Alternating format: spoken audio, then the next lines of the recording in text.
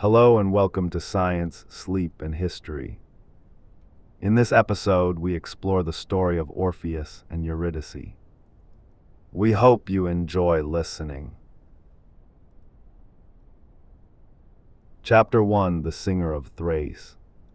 Before the tragedy that would define him forever, Orpheus was simply the greatest musician who had ever lived on Earth. His voice could make stones weep and rivers pause in their flowing. His lyre sang with tones that had never been heard before his fingers touched the strings. He was born in Thrace, the wild northern land where mountains rose steep and forests grew thick with ancient trees. His mother was Calliope, the muse of epic poetry herself among the divine. His father was Oeagrus, a mortal king who ruled the Thracian people with wisdom and strength, but some said his true father was Apollo, god of music and light from above. Whoever his father was, Orpheus inherited gifts that surpassed anything mortal men could achieve through practice alone. He received his lyre from Apollo himself as a gift of favor. The instrument had 7 strings at first, but Orpheus added 2 more in honor of the 9 muses. Each string was tuned to capture a different aspect of the music that lived inside his soul. When he played that lyre and sang with his voice combined, the world itself stopped to listen with attention. Birds ceased their own songs to hear his melodies floating through the air. Trees bent their branches toward him as if trying to come closer to the source of such beauty. Wild animals forgot their fear and their hunger to sit peacefully at his feet listening. Even the winds grew still when he performed his music for any who would hear it. The very stones in the earth vibrated in harmony with the notes he created there. Orpheus wandered through the lands of Greece, playing his music for anyone who wished to hear it clearly. He never demanded payment or expected worship for the gift he possessed within himself. He played in palaces for kings and in market squares for common people alike without distinction. He played in temples for the gods and in fields for shepherds watching their flocks graze. His music was a gift meant to be shared with all who lived and breathed on earth. It was not meant to be hoarded or kept secret from those who might find joy in it. The songs he sang told stories of the gods and their deeds in ages past. He sang of creation and destruction, of love and loss, of triumph and tragedy woven together. He sang of the Titans and their war against the new gods who took power from them. He sang of Zeus and his brothers dividing the cosmos among themselves after victory won. He sang of heroes and their quests across distant lands seeking glory and honor. He sang of monsters defeated and treasures claimed by brave hearts willing to risk everything for their goals.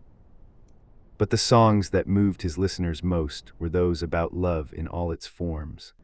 Love between gods and mortals that defied the natural order of separation between the realms above and below. Love between heroes and their companions who journeyed beside them through danger and hardship endured together. Love between parents and children, between friends who would die for each other without hesitation or fear. These songs resonated in the hearts of all who heard them sung with such passion. They spoke to something universal in the human experience of loving and being loved in return. Orpheus himself had never known romantic love despite singing of it so beautifully in his music. He had admirers certainly, both mortal and divine, who desired him for various reasons of their own. Nymphs followed him through forests hoping to catch his attention with their beauty and grace displayed.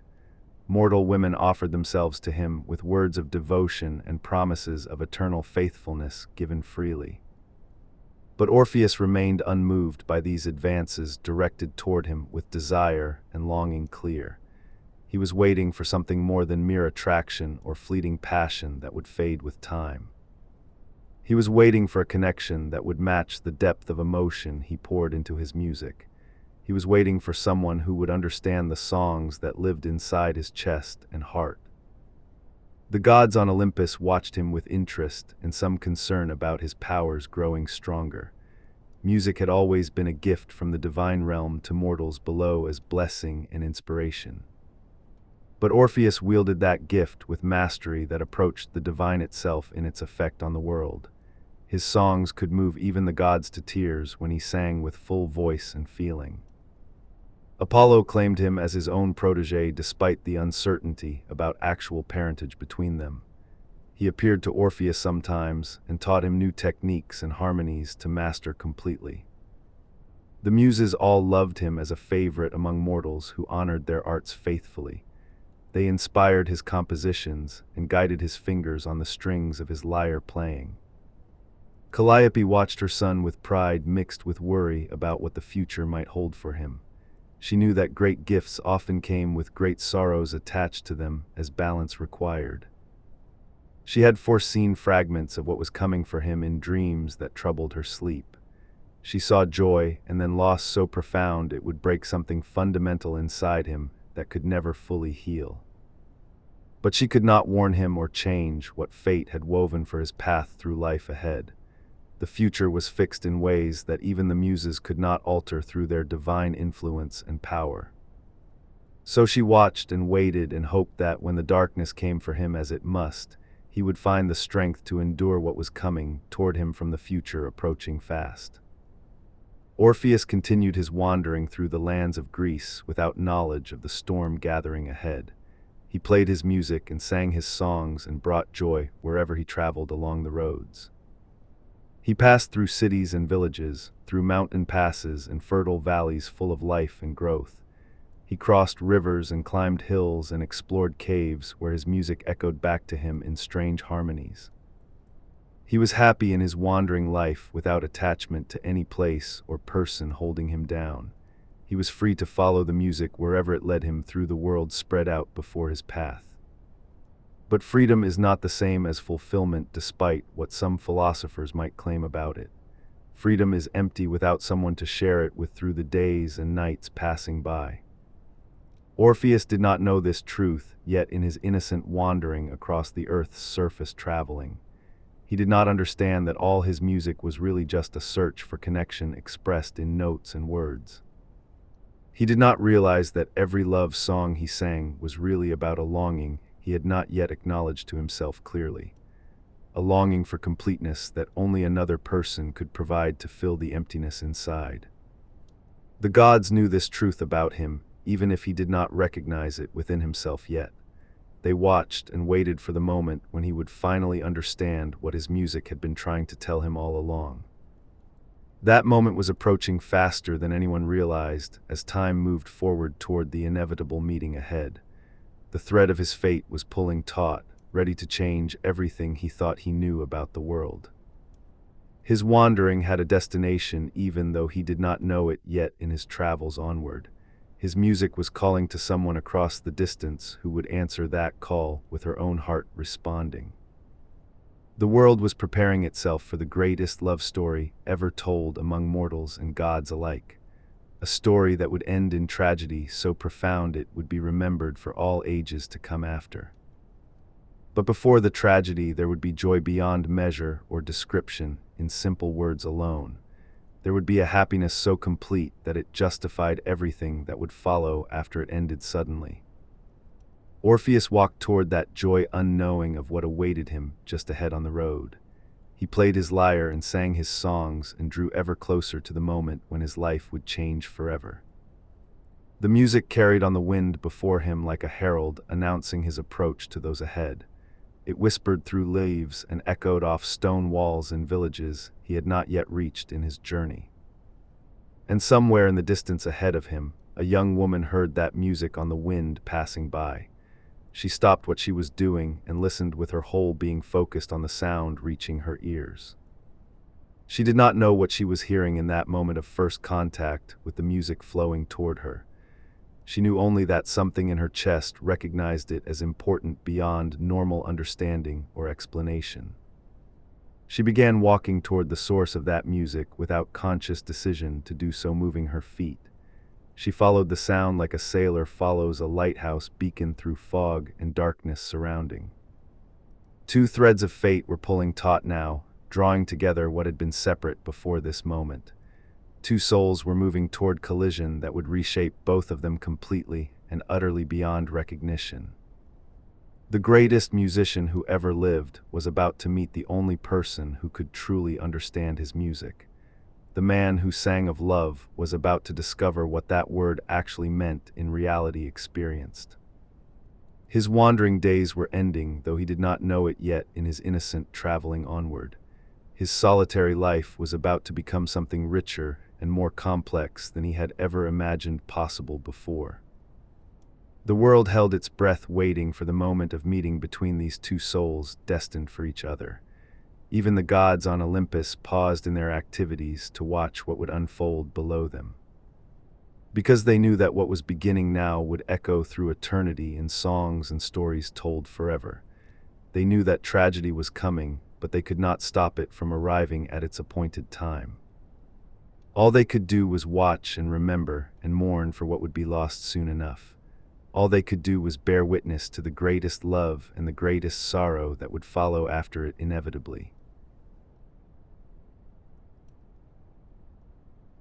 Chapter 2: Eurydice in the Meadow.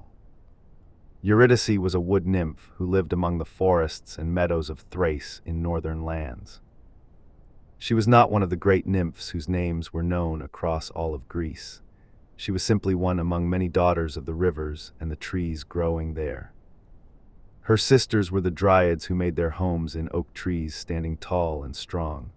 Her cousins were the Maenads who dwelt in streams flowing clear and cold through the landscape. She herself was a meadow nymph who loved the open spaces where wildflowers grew in abundance. She loved the feeling of sun on her face and wind moving through her hair freely. She spent her days dancing in those meadows with her sister nymphs in joyful celebration of life.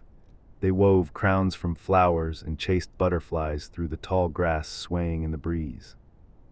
They sang together in harmonies that pleased but did not astonish the way Orpheus's music did for listeners.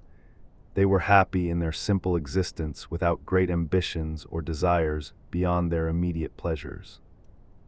Eurydice was beautiful in the way that all nymphs are beautiful, with their supernatural grace and form, but there was something about her that set her apart from her sisters in subtle ways noticed. Her eyes held a depth that suggested she thought about things more carefully than the others around her. She paused sometimes in the middle of dancing to simply observe the world around her quietly. She asked questions that her sisters found strange or unnecessary to speak aloud between them there. Questions about why things were the way they were instead of accepting them without thought or analysis. Her sisters laughed at her seriousness sometimes when she grew too contemplative in her manner and mood. They told her to stop thinking so much and simply enjoy the moment passing by them now. But Eurydice could not help the way her mind worked through problems and observations constantly moving. She found beauty in understanding how things connected to each other in patterns and relationships. She loved watching the seasons change from spring to summer to autumn in their natural cycle repeating. She noticed how the light shifted throughout the day from dawn to noon to dusk falling. She observed how different flowers bloomed at different times depending on rain and temperature around them. She studied how birds built their nests and raised their young through careful attention and care given. Her sisters found this all very boring compared to dancing and playing games together joyfully. But Eurydice found endless fascination in the workings of the natural world surrounding them daily. She was content in her life despite sometimes feeling like she did not quite fit with her sisters perfectly. She had friends and family and a beautiful place to call home in these northern forests. But there was a restlessness in her chest that she could not name or understand fully within herself. A feeling that something was missing even though she had everything a nymph could reasonably want or need. She wondered sometimes if there was more to existence than dancing in meadows forever without change. She wondered if there were experiences beyond what she had known in her life so far lived. Her eldest sister told her these thoughts would pass with time and maturity coming to her eventually. She said all young nymphs went through a phase of questioning before settling into their proper roles contentedly. But Eurydice was not so certain that this was merely a phase she was experiencing now. She felt like the restlessness was part of who she fundamentally was as a being complete. One day she was walking alone through her favorite meadow when she heard music on the wind. It was unlike any sound she had ever heard before in all her years living here. It was not the simple songs her sisters sang together in their dancing and playing around her. It was not the wind through trees or water over stones making their own natural music heard. This was something crafted with intention and skill beyond anything she had experienced before this moment. This was music that spoke directly to something deep inside her chest and heart within. She stopped walking and stood perfectly still to listen more carefully to the sound reaching her ears. The melody wove through the air like golden thread catching sunlight in its path forward. It spoke of longing and joy mixed together in ways she had not known could combine so perfectly. It spoke of beauty and sorrow and hope, all contained within the same notes played in sequence. She felt tears beginning to form in her eyes, though she did not understand why this music moved her. She felt something in her chest opening up like a flower turning toward the sun for warmth. The music was coming from somewhere to the south of her current position in the meadow there. She began walking toward it without conscious thought directing her steps in that direction chosen. She moved through the tall grass that brushed against her legs as she walked faster now. She climbed over a small rise in the land and saw a figure sitting beneath a tree ahead. He was a man, or at least he appeared to be a man in form and shape visible. He held a lyre in his hands and sang while his fingers moved across the strings skillfully. His voice was the most beautiful thing she had ever heard in her entire existence on earth. It resonated in her bones and made her heart beat faster in response to the sound reaching her. She stood at the top of the rise and simply stared at him playing beneath the tree. She was afraid to move closer and break the spell of the music flowing from him freely. But he must have sensed her presence there watching him from above on the hill. He looked up and his eyes met hers across the distance between their positions in space. He stopped playing immediately and lowered his lyre with surprise clear on his features seeing her. For a long moment they simply looked at each other without speaking or moving at all. Eurydice saw a man with dark hair and eyes that held the same depth she sometimes saw in her own reflection. She saw someone who understood that restlessness she carried inside herself without explanation needed. Orpheus saw a nymph more beautiful than any he had seen in all his travels across Greece wandering. But more than her beauty, he saw intelligence and curiosity in her eyes meeting his own there. He saw someone who looked at him like she understood what the music meant to him personally. Someone who heard not just the notes, but the feeling behind them being expressed through sound created. "Please do not stop playing the music you were making before now," Eurydice said with her voice soft but clear across the distance between them standing. "It is the most beautiful thing I have ever heard in my life here among these meadows and forests." Orpheus smiled at her words spoken with such genuine appreciation for his gift shared freely. He lifted his lyre again and began to play a new melody created just for this moment between them. This song was different from what he had been playing before she arrived on the scene. This song was lighter and brighter like spring morning sunlight filtering through leaves above. It spoke of discovery and new beginnings and the joy of finding something unexpected in the world. It spoke of hope and possibility, opening up where before there had been only routine and sameness. Eurydice walked down the hill toward him as he played this new song for her alone. She moved slowly and carefully, as if afraid sudden movement might shatter the moment like fragile glass. She stopped a few paces away from where he sat beneath the trees, shade falling. She sank down to sit in the grass facing him and simply listened with complete attention, focused entirely. Orpheus played for her until the sun began its descent toward the western horizon far away. He played every song he knew and then created new ones in the moment just for her hearing. Eurydice listened without interrupting or speaking throughout the entire performance given to her exclusively. She watched his fingers on the strings and his face as he sang with emotion pouring out. When finally he stopped playing as darkness began to fall around them both sitting there, Silence stretched between them for several heartbeats passing. Then Eurydice spoke with her voice filled with wonder at what she had experienced today. "You must be Orpheus about whom the stories are told across the lands," she said with certainty in her observation made. "No one else could create music that moves the heart so deeply with such skill and power combined." "I am Orpheus, the son of Calliope and musician of Thrace," he confirmed with acknowledgement in his voice, responding. "And you are the most attentive listener I have ever had the privilege of playing for in my travels far and wide." "I am Eurydice, who dwells in these meadows and forests surrounding this place," she replied with introduction finally given between them. "I am nobody special or important compared to the great names that walk the earth with fame and glory attached." "You are wrong in that assessment of yourself," Orpheus said with conviction clear in his tone, speaking to her directly. "You understand the music in ways that others do not manage despite their status or breeding in the world above." They talked as darkness fell completely around them in the meadow where they sat together. They talked about music and nature, and the questions Eurydice asked about the world around her daily. Orpheus found himself fascinated by the way her mind worked through problems and observations carefully considered.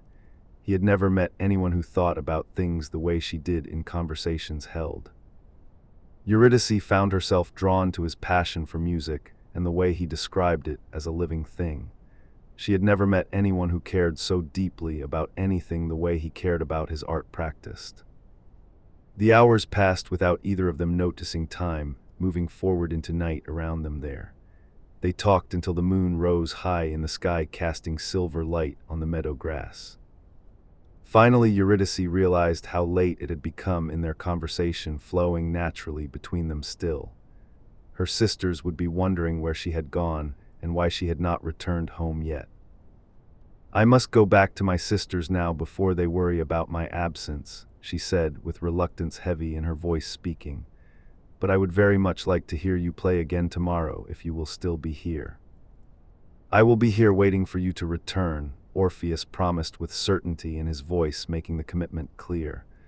"I will be here tomorrow and every day after that if you wish to listen to my music played." Eurydice smiled at him with joy lighting up her features in the moonlight falling softly. She stood and turned to leave, but paused to look back at him one more time before departing.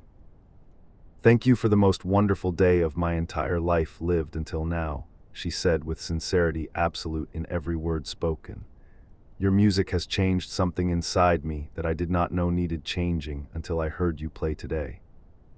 Then she ran back toward her home in the forest with her heart beating fast and light. She felt like she was floating above the ground rather than walking on it beneath her feet moving. She had found something she had not known she was searching for all this time living here. She had found someone who understood the restlessness and the questions and the longing for something more than routine. Behind her in the meadow, Orpheus sat beneath the tree and looked up at the stars above. He felt something in his chest that he had never felt before despite singing about it countless times in songs. He felt like his music had finally found its purpose and its meaning beyond mere beauty created. He felt like all those songs about love had been practice for understanding what he was feeling now. He picked up his lyre and began to play a new song under the stars shining down. This song was about meeting and connection and the beginning of something that would change everything ahead. The notes floated up into the night air and spread across the land in all directions, traveling far. They spoke of joy and hope and the promise of tomorrow, bringing them back together again soon. The gods on Olympus heard that music and understood what it meant for the future approaching fast. They heard the love in every note and knew that tragedy would follow, as it always did for mortals who loved too deeply. But for now, in this moment, there was only happiness and anticipation of what tomorrow would bring to both of them. For now, there was only the beginning of the greatest love story ever told among gods and mortals alike. Chapter 3: The Courtship of Music. Eurydice returned to the meadow the next day as she had promised she would do. Orpheus was already there waiting for her beneath the same tree where they had met yesterday. His lyre rested in his lap, and he smiled when he saw her approaching across the grass. She brought wildflowers with her woven into a crown that sat on her dark hair flowing free. She had spent the morning making it while her sisters asked questions about where she had been. She had not told them about meeting Orpheus in the meadow the previous day before nightfall. She kept that meeting to herself like a secret treasure held close to her heart beating. "You came back as you said you would do," Orpheus said, with happiness clear in his voice greeting her approach. "I was afraid you might have changed your mind overnight about returning here to listen again." "I could think of nothing else since leaving you here last night alone," Eurydice admitted with honesty in her voice speaking. "Your music filled my dreams, and I woke with melodies still playing inside my head this morning." Orpheus gestured for her to sit beside him beneath the tree's shade, offering protection. She settled into the grass close enough that their shoulders nearly touched as they sat there together. "Tell me what you would like to hear today from me," Orpheus said, with his fingers already moving to the lyre strings ready.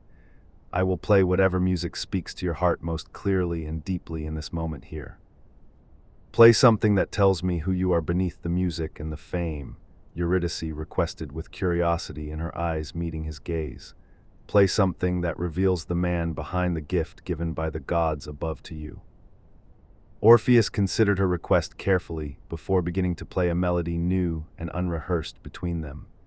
This song was slower and more contemplative than what he had played yesterday for her listening. It spoke of a child who heard music in everything around him from earliest memory recalled. It spoke of a boy who found comfort in melodies when the world seemed too loud or too harsh to bear alone.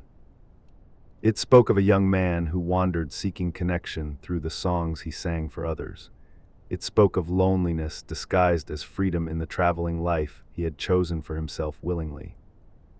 Eurydice listened with tears forming in her eyes as the truth of his existence poured out through the music. She understood suddenly that his gift was also a burden he carried with him constantly without rest. When the song ended, she reached out and took his hand in hers with gentle pressure applied. She held it silently for a long moment before speaking words that came from deep within her heart. "You are not alone anymore in your wandering through this world," she said with conviction absolute in her voice. "I see you now for who you truly are beneath the music that defines you to everyone else watching." Orpheus felt something break open inside his chest at her words spoken with such understanding shown. He had never allowed anyone to see past the musician to the man beneath the performance given. But Eurydice saw him clearly without judgment or expectation placed upon him by others constantly. She saw his vulnerability and his loneliness and accepted both without trying to fix or change them immediately. "Tell me about yourself now in return for what I have shared," Orpheus said with curiosity matching hers earlier. "Tell me who you are beyond the beauty that first caught my attention when I saw you standing there." Eurydice laughed softly at his request, turned back on her, with fairness applied equally. She thought for a moment about how to explain herself to someone who might actually understand her nature truly.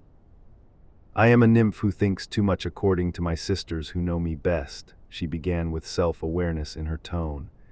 "I ask questions that make them uncomfortable because they prefer not to examine their existence too closely at all. I watch the world around me changing, and I wonder about the patterns that govern everything alive," she continued with passion growing in her voice as she spoke. "I see connections between things that others do not notice or care about in their daily lives lived simply. I feel restless in the contentment my sisters find so easily in our routine existence here," she admitted with vulnerability showing through her words. "I want to understand more than just how to dance and sing and enjoy the moment passing by us always." Orpheus listened with complete attention focused on her words and the emotion behind them coming through clearly. He recognized in her description a kindred spirit who sought meaning beyond mere existence accepted without question or thought. "You are extraordinary among all beings I have met in my travels far," he said with sincerity ringing in his voice. "You possess a mind that seeks truth and understanding instead of settling for surface beauty and simple pleasures offered readily." They talked for hours beneath the tree as the day passed around them unnoticed by either one.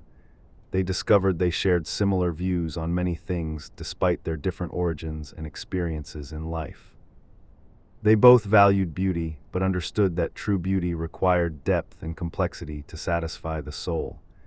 They both felt disconnected from their peers who seemed content with shallower pursuits and simpler goals achieved. They both longed for connection with someone who understood the need to examine and question everything encountered.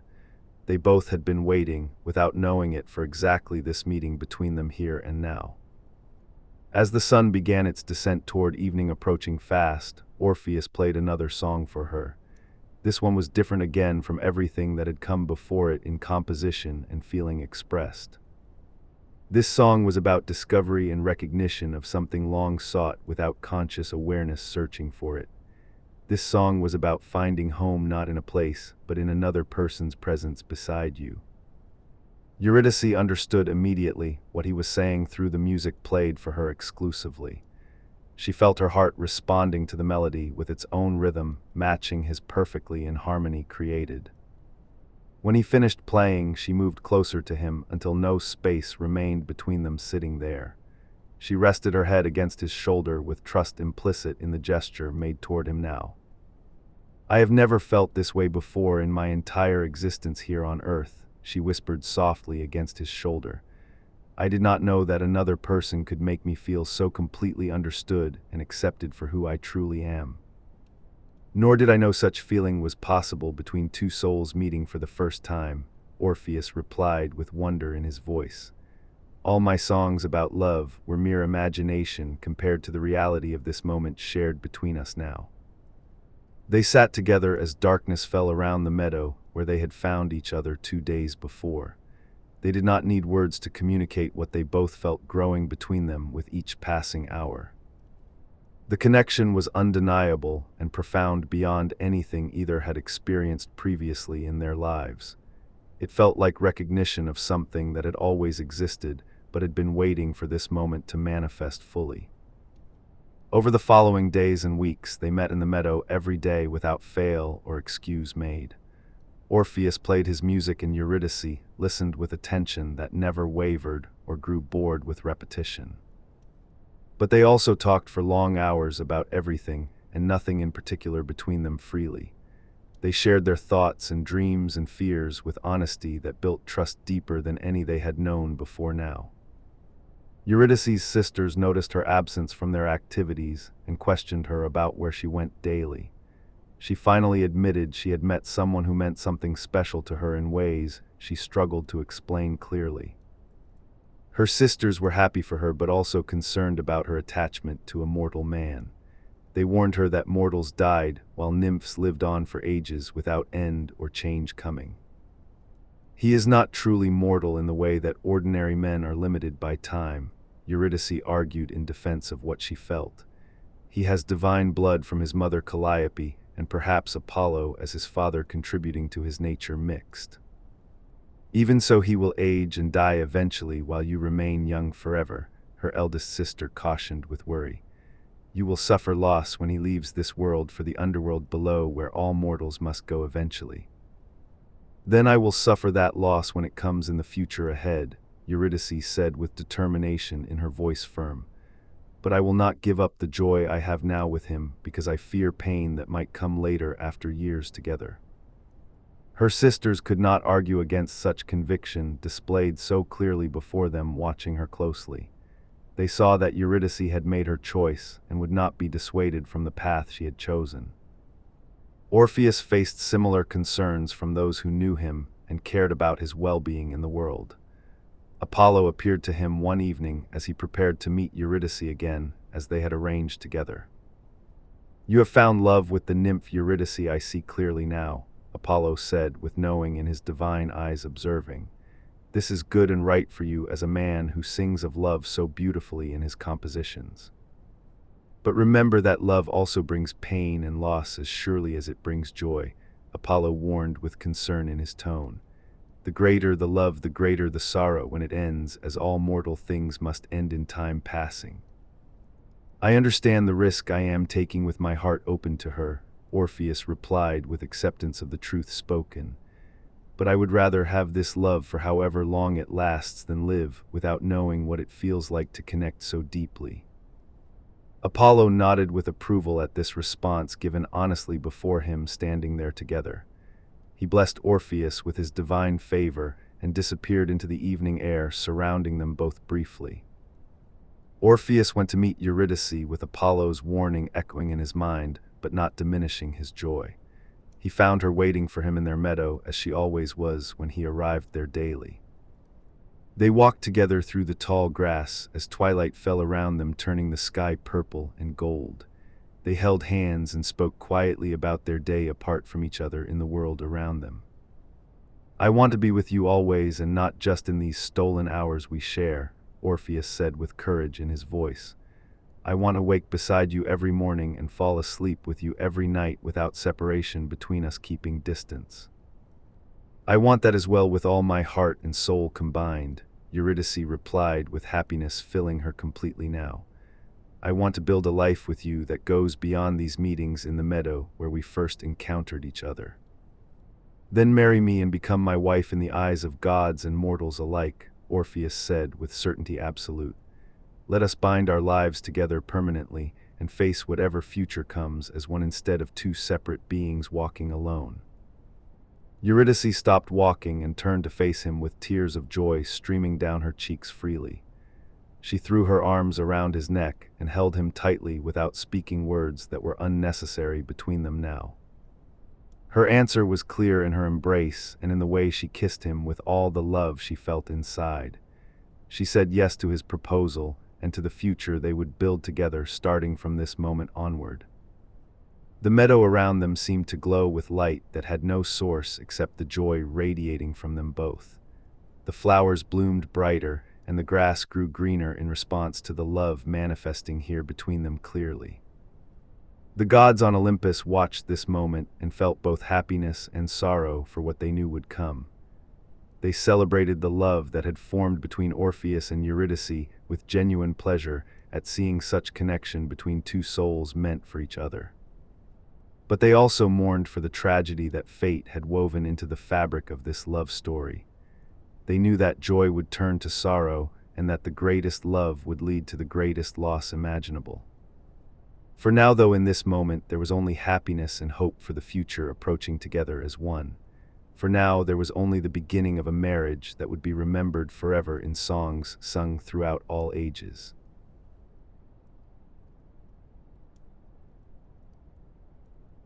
Chapter 4: The Wedding Feast. The wedding of Orpheus and Eurydice was celebrated with joy across the lands of Thrace, where they would make their home together. Nymphs came from all the forests and rivers to witness their sister's marriage to the famous musician known throughout Greece. Satyrs and woodland spirits gathered to celebrate the union of two beings so perfectly matched in soul and spirit. The ceremony took place in the same meadow where they had first met each other weeks before this day. The grass had been woven with flowers of every color imaginable, creating a carpet of beauty beneath their feet standing. Apollo himself agreed to officiate the ceremony as favor to Orpheus, his protege and student in music. The sun god appeared in radiant splendor that made all who gathered shield their eyes from his brightness shining. "We are gathered here to witness the joining of two souls meant for each other since time began," Apollo announced with his voice carrying across the assembled crowd. "Orpheus, son of Calliope and master of music, will wed Eurydice, daughter of the rivers and the meadows, in holy matrimony blessed." Eurydice wore a dress woven from spider silk dyed in colors that shifted with her movement across the ground. Her hair was crowned with flowers that never wilted throughout the entire day, passing by them slowly. Orpheus wore robes of deep blue embroidered with golden thread in patterns representing musical notes and melodies. His lyre hung at his side, where it always rested when not being played for audiences listening. They stood facing each other beneath the open sky with their hands clasped together tightly between them. Their eyes met and held without wavering as Apollo spoke the ancient words binding them as husband and wife. "Do you, Orpheus, take this woman as your wife to love and cherish forever?" Apollo asked with formality required for such ceremonies. "Do you promise to honor her and protect her for all the days of your life until death itself separates you from each other?" "I do take her as my wife and promise everything asked of me here," Orpheus replied with his voice strong and clear. "I will love her and cherish her until my last breath leaves my body, and even beyond that moment if the gods allow." "Do you, Eurydice, take this man as your husband to love and honor always?" Apollo asked with the same formality directed toward her now. "Do you promise to stand beside him through joy and sorrow for as long as you both shall live on this earth together?" "I do take him as my husband and promise all that is asked," Eurydice replied with conviction absolute in her tone. "I will love him and honor him for all eternity, whether we are together or apart by fate's cruel design ahead." Apollo smiled at their devotion so clearly displayed before all witnesses gathered here today in celebration. He raised his hands toward the sky above them and called upon the gods to bless this union formed. "By the power granted to me as god of light and music and prophecy known," Apollo declared with divine authority, "I pronounce you husband and wife bound together by love and sacred vows spoken. May the fates be kind to you both, and may your love endure all trials that come upon your path ahead." The assembled crowd erupted in cheers and celebration at the completion of the ceremony performed properly. Music filled the air as instruments were brought forth and played with enthusiasm by all who could contribute their skills. But no music could compare to what Orpheus played when he took up his lyre and sang for his new bride. He created a song in that moment that spoke of love so pure it transcended mortal understanding completely. The notes seemed to make the very air shimmer with emotion pouring forth from his instrument and voice combined. Everyone who heard that song wept openly without shame at the beauty contained within each phrase sung. Eurydice listened with her hand over her heart as if to hold the feeling inside herself forever preserved. She had never imagined that love could be expressed so perfectly through music before hearing this song created just for her. When he finished playing, the last note hung in the air for several heartbeats before fading away slowly. Then the celebration began in earnest with dancing and feasting, and joy expressed without restraint or reservation held back. Tables appeared laden with food and drink brought by the spirits who attended the ceremony in support. Ambrosia and nectar flowed freely for those of divine nature, while mortal foods were provided for others present. Orpheus and Eurydice moved through the crowd accepting congratulations and well wishes from all who approached them smiling. They held hands constantly, as if afraid to be separated even for a moment from each other's touch. The celebration continued through the afternoon and into the evening as the sun began its descent toward the horizon. Torches were lit to provide light as darkness approached the meadow where they gathered together. Hymen, the god of marriage ceremonies, arrived fashionably late to the festivities, as was his custom always. He carried his traditional torch that should have burned bright with golden flame, symbolizing prosperous union ahead. But when he tried to light the torch using his divine power manifested clearly, something strange occurred that troubled him deeply. The flame sputtered and smoked without catching properly into the bright light expected from such ceremonies performed. The torch gave off dark smoke that stung the eyes of those nearby standing close to where Hymen stood attempting. The flame itself was dim and reddish rather than the golden brightness that signified blessing and favor from the gods above. Hymen frowned with concern at this omen showing before all witnesses gathered in celebration here. He tried again to light the torch properly, but the result was the same as before with smoke and dim flame. "This is an ill omen for your marriage, I fear deeply in my heart," Hymen said with reluctance to speak such words aloud. "The torch refuses to burn bright as it should for unions blessed by the gods with their favor given." A murmur of concern rippled through the crowd at these words spoken by the god of marriages himself. Everyone knew that omens at weddings were taken seriously as signs of what fate had planned ahead. But Orpheus laughed off the concern with confidence in his voice, addressing the worried crowd around them. He put his arm around Eurydice's shoulders protectively as he spoke to reassure everyone present watching them closely. A smoking torch cannot diminish the love we share between us here, Orpheus declared with absolute conviction in his tone. No omen can predict what will happen to us as we build our life together from this day forward into the future. We make our own fate through the choices we make and the love we give freely, Eurydice added with her voice joining his in solidarity. We will not let superstition and fear cloud the joy of this day shared with all of you witnessing our union blessed. The crowd cheered at their brave words spoken with such confidence displayed before everyone there. The celebration resumed with even more energy and enthusiasm than before the interruption occurred briefly.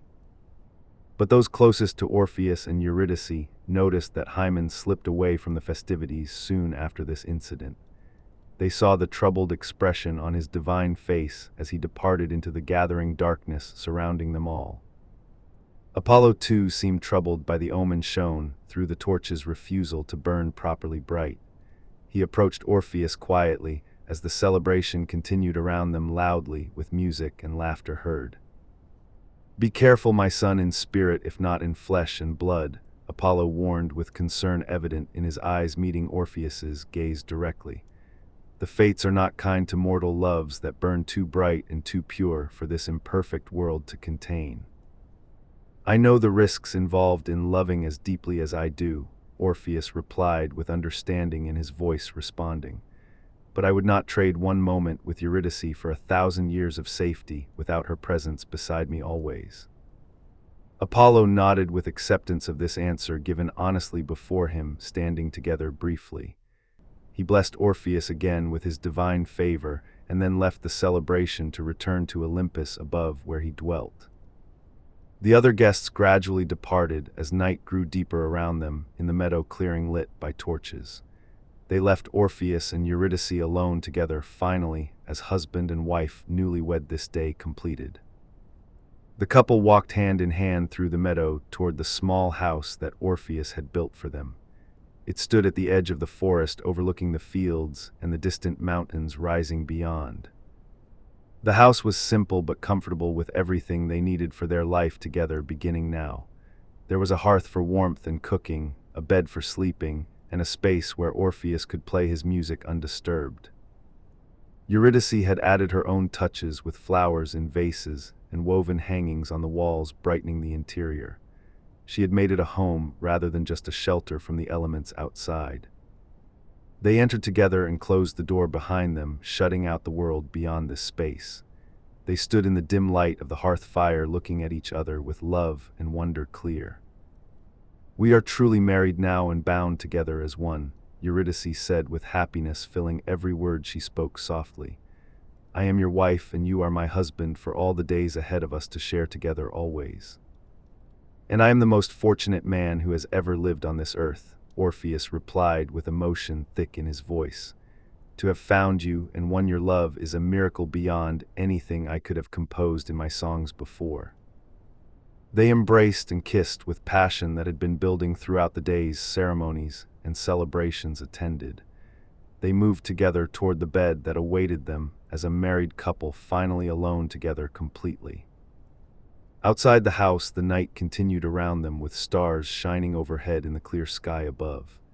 The moon cast silver light on the meadow where they had met and where they had married today remembered. But inside the house there was only warmth and love and the beginning of their life together as one. There was only joy and hope and the promise of tomorrow bringing more days like this one shared. They did not think about the omen of the smoking torch or Apollo's warning about the fates being unkind. They did not worry about the future beyond this perfect moment they were living right now together. They were young and in love and certain that their devotion would be enough to overcome anything ahead. They believed that love as pure as theirs could survive any trial or tribulation thrown in their path forward. The gods on Olympus watched them with bittersweet feelings mixed together in their divine hearts observing. They were happy for the joy these two souls had found in each other's arms tonight together.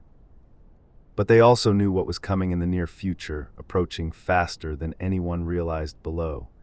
They knew that the smoking torch had been a true omen of disaster ahead waiting patiently. They knew that the greatest happiness often precedes the greatest tragedy in the stories mortals lived through.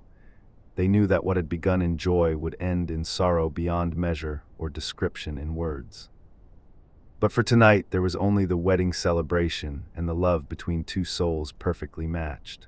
For tonight, there was only the beginning of what would become the most famous love story ever told. The hours passed, and eventually sleep claimed them both lying together in their marriage bed content. They dreamed of their future together, filled with music and laughter and endless days shared side by side. But the fates were already weaving the thread of tragedy into the tapestry of their lives together. The scissors were being sharpened for the cutting that would come all too soon to end what had barely begun here.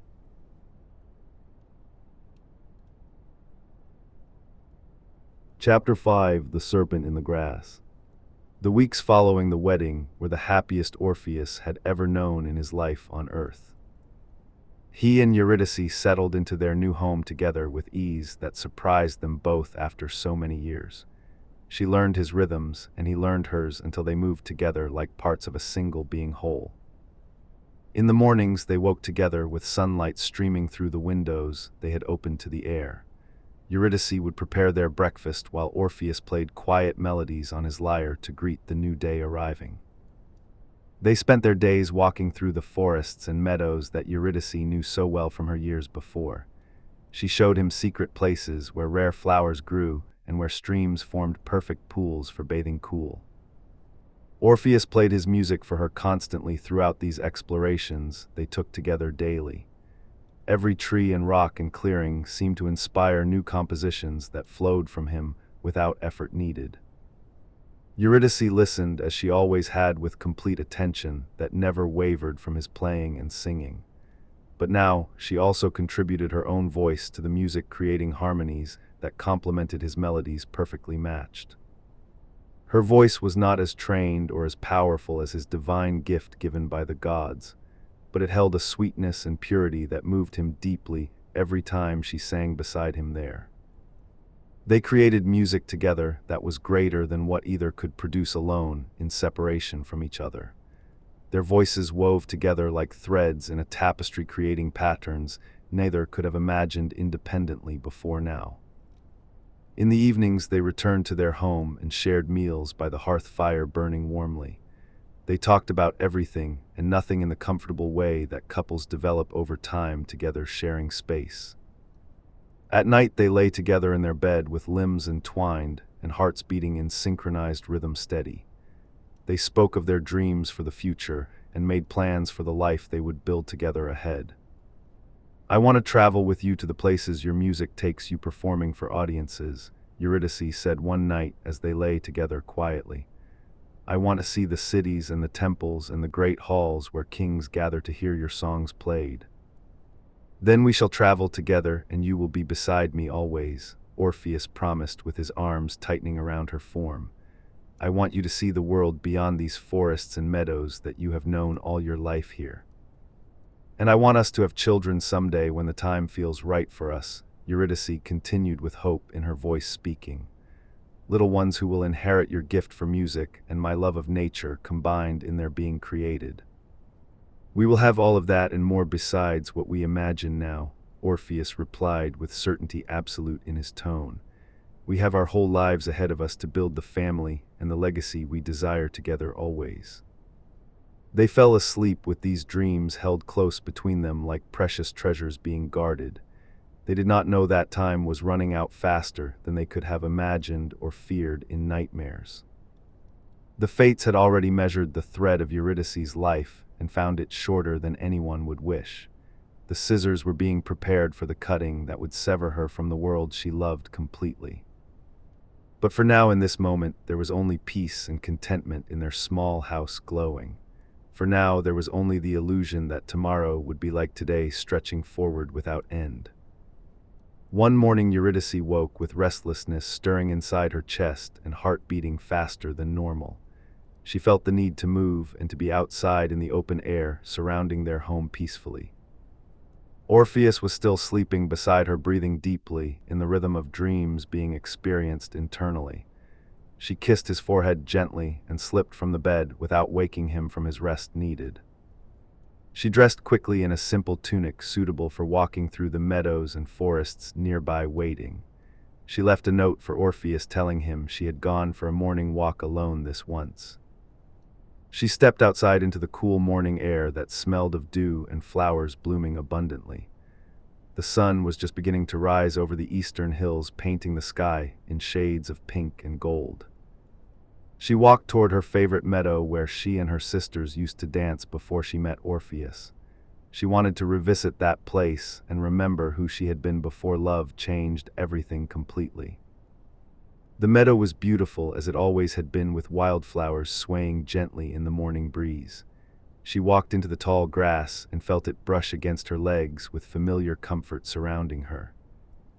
She began to dance as she used to do with her sisters beside her, moving in joyful patterns. She spun and leaped and let her body move to rhythms only she could hear inside her mind. She was so focused on her dancing and her memories that she did not notice the figure watching her. She did not see the eyes following her every movement across the meadow, with desire burning bright and hot. Aristeus, the beekeeper god, had been hunting in the nearby forest when he heard her movement through grass. He emerged from the trees and saw Eurydice dancing alone in the meadow, bathed in morning light. He recognized her as the wood nymph who had recently married the musician Orpheus, the famous one. He had heard about the wedding and felt a pang of regret that such beauty was now claimed. But seeing her alone without her husband protecting her awakened something dark inside his chest burning. He decided that what Orpheus possessed he might taste as well without consequence or punishment received. Eurydice finally noticed him standing at the edge of the meadow watching her dance in the grass. She stopped moving and felt sudden fear grip her heart seeing him there staring intently. She recognized Aristeus from gatherings of the gods and spirits that she had attended in past years. She knew his reputation as a pursuer of nymphs and women who caught his roving eye looking.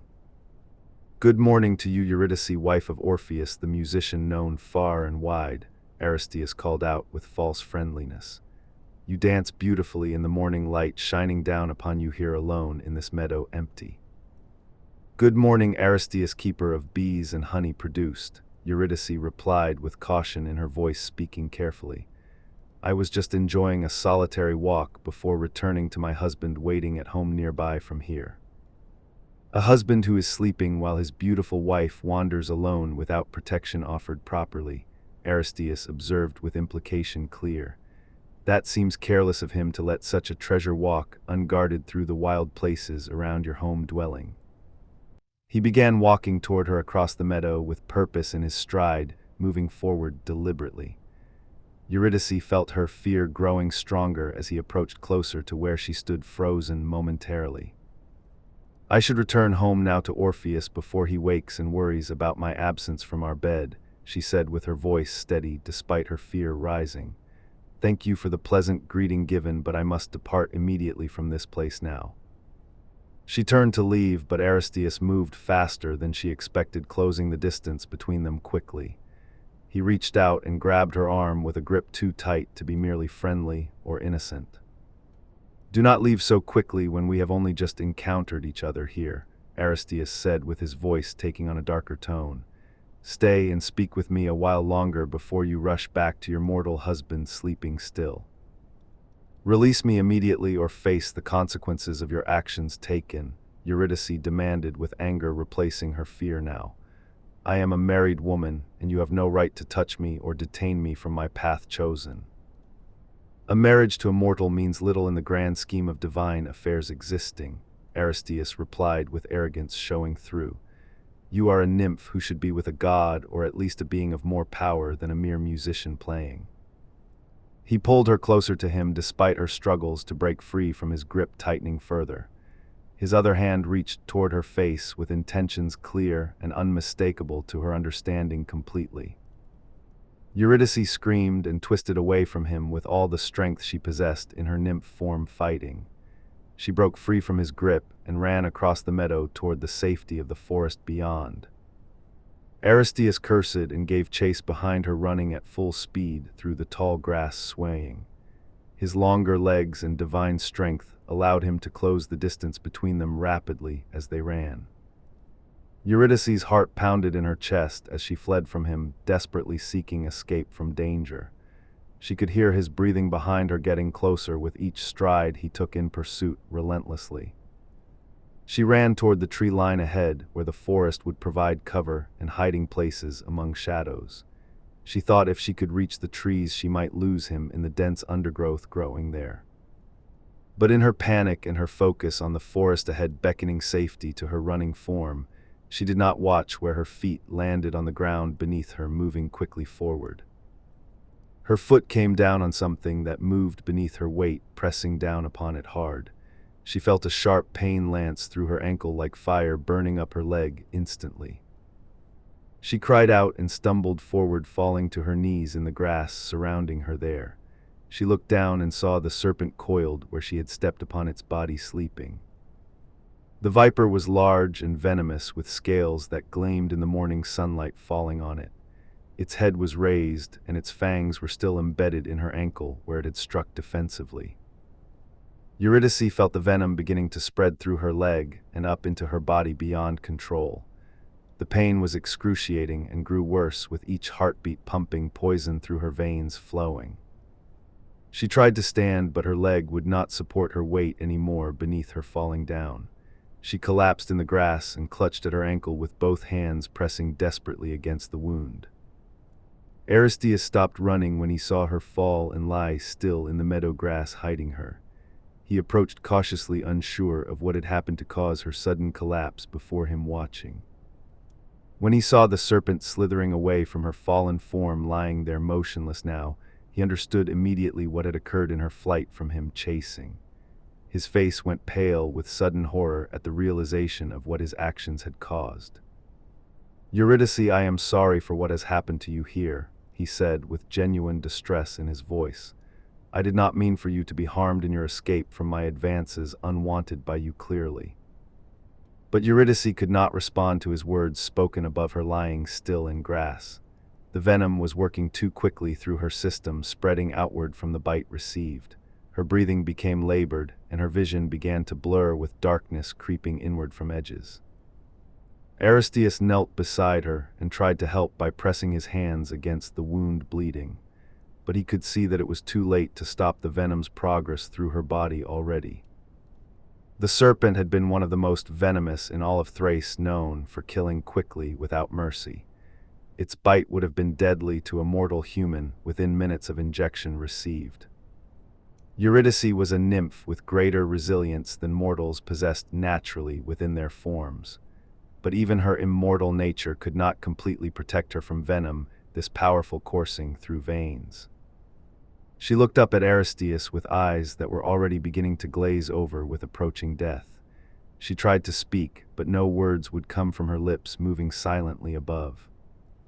"I will get help for you immediately from someone who can heal this wound," Aristeus said with desperation clear. "Hold on and fight against the poison spreading through your body and system, working against you." But even as he spoke these words, he knew they were false hope offered too late. He could see death approaching in her features, growing paler with each moment passing by them both. Eurydice felt the cold spreading through her limbs as her body began to shut down from the venom. She felt her heartbeat slowing and her breathing becoming more difficult with each attempt at drawing air. She thought of Orpheus sleeping peacefully in their bed at home, unaware of what was happening to her. She thought of the life they had planned together and the children they would never have now. She tried to call his name one final time, but her voice would not obey her commands given. Only a faint whisper escaped her lips, barely audible to Aristeus kneeling beside her, watching helplessly. "Orpheus, my love, I am sorry to leave you," she whispered with her last breath leaving her body. "I love you more than life itself, and I will wait for you wherever I am going from here." Then her eyes closed and her breathing stopped completely in the morning light shining down. Her body went limp in the grass where she had fallen from the serpent's strike delivered. Aristeus stared at her lifeless form with horror and guilt crushing down upon his chest heavily. He had caused this death through his unwanted pursuit and his refusal to accept her rejection clearly.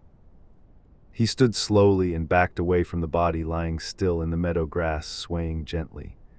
He turned and fled into the forest, disappearing among the trees without looking back behind him, running. He would tell no one what had happened here in this meadow this morning, dawning bright. He would keep the secret of his role in Eurydice's death locked inside his guilty conscience forever. Behind him, Eurydice's body lay alone in the grass where it had fallen from her wound. The morning sun continued to rise, painting everything in golden light that seemed cruel in its beauty displayed. Birds began to sing in the trees surrounding the meadow, unaware that tragedy had occurred below them.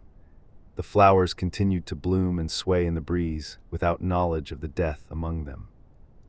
And at home, Orpheus woke from his sleep and reached for Eurydice beside him in their bed. His hand found only empty space where she should have been lying next to him warmly. He sat up and called her name through the house, searching for her presence, missing from their room. He found her note explaining she had gone for a morning walk alone this day. He smiled and lay back down, thinking she would return soon from her walk completed outside. He did not know that she would never return through their door ever again in life. He did not know that even now her shade was descending into the underworld below the earth's surface. He did not know that his life had just been shattered beyond repair or restoration possible. The morning continued around him, with birds singing and sunlight streaming through the windows, warming. Everything seemed normal and peaceful in the world around him, waking slowly from sleep. But nothing would ever be normal again for Orpheus, the musician who had loved so deeply and completely. Nothing would ever be peaceful again in his heart, now breaking without him knowing yet. The serpent that had delivered the fatal bite slithered away into the rocks and disappeared from sight. It had been merely defending itself from being stepped upon by running feet above it. It had no malice or intention to kill anything that morning in the grass where it rested. It had simply acted on instinct when threatened by weight pressing down upon its body coiled. But its defensive strike had just set in motion the greatest tragedy in all of Greek mythology told. Its venom had just killed the wife of Orpheus and begun a story that would echo through eternity. The fates who had woven this thread looked down at what they had created with satisfaction mixed with sorrow. They had done what they must according to the pattern they followed, without deviation or mercy shown. They had cut the thread of Eurydice's life at the appointed moment chosen before her birth determined. They had brought about the tragedy that the smoking torch at the wedding had foretold would come. Now the story would unfold as it must through the grief and the journey that would follow after. Now Orpheus would become the figure remembered through all ages for his love and his loss combined. The morning grew brighter as time passed, and Orpheus continued to wait for Eurydice's return home. He had no idea that his world had just ended in a meadow not far from where he lay.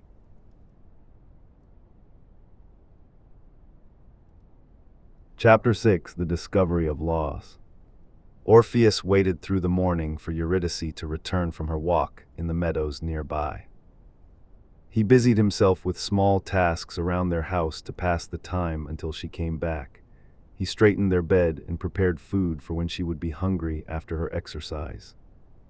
He picked up his lyre and played gentle melodies that spoke of contentment and peaceful mornings shared.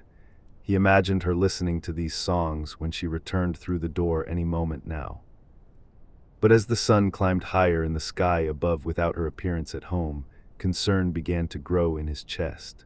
She had never been gone this long on her morning walks before this day. He went to the door and looked out toward the meadow where she liked to walk alone. He saw nothing but grass and flowers swaying in the breeze, blowing gently across the landscape. He called her name into the air, hoping she would hear him and respond from wherever she was.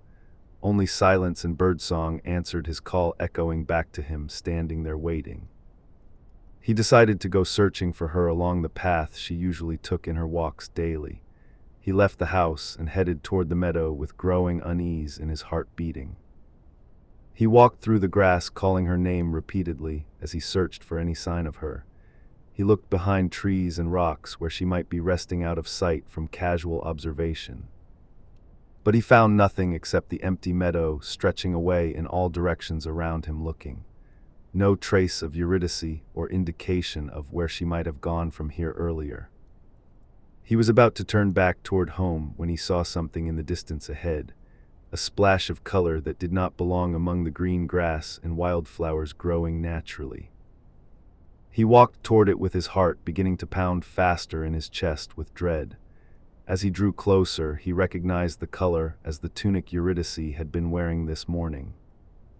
He broke into a run, covering the remaining distance in seconds that felt like hours passing.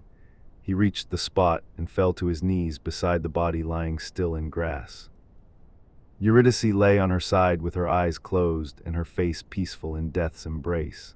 Her skin was pale and cold to his touch when he reached out trembling hands toward her. He lifted her into his arms, cradling her body against his chest, tightly holding her. He called her name over and over as if repetition might wake her from this sleep. But she did not wake or stir at his voice speaking her name with desperation clear. She did not open her eyes or take a breath into her lungs no longer functioning.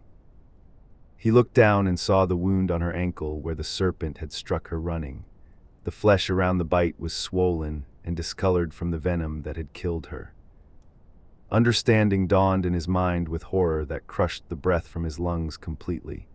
She had been bitten by a serpent and the venom had killed her while he slept peacefully. A scream tore from his throat that startled birds from trees in the forest beyond them. It was a sound of pure anguish that echoed across the meadow and the land surrounding. He held her body and rocked back and forth with tears streaming down his face unchecked. He had lost her only weeks after they had married and begun their life together. The happiness they had shared was gone, as if it had never existed at all before. The future they had planned together vanished like smoke dispersing in wind blowing. He stayed there holding her for hours as the sun continued its path across the sky above. He could not bring himself to let go of her body, even though he knew she was gone. Other nymphs eventually found them there in the meadow as afternoon turned toward evening approaching. They had been searching for Eurydice when she failed to return home for their gathering planned. They saw Orpheus holding their sister's body and understood immediately what had happened to her. They approached carefully with their own tears beginning to flow at the sight before them. "Orpheus, you must let her go now and allow us to prepare her body," one of the elder nymphs said gently. "She must be honored properly and given the rights that are her due as one of our kind." But Orpheus could not release her from his arms, holding her tightly against him still. He shook his head and held her closer as if his grip could keep her soul from departing. "I cannot let her go into the darkness alone without me," he said with his voice broken and raw. "I cannot accept that she is gone from me forever after such short time together here." The nymphs understood his grief, but they also knew the natural order that must be followed. They gently but firmly took Eurydice's body from his arms despite his resistance offered weakly.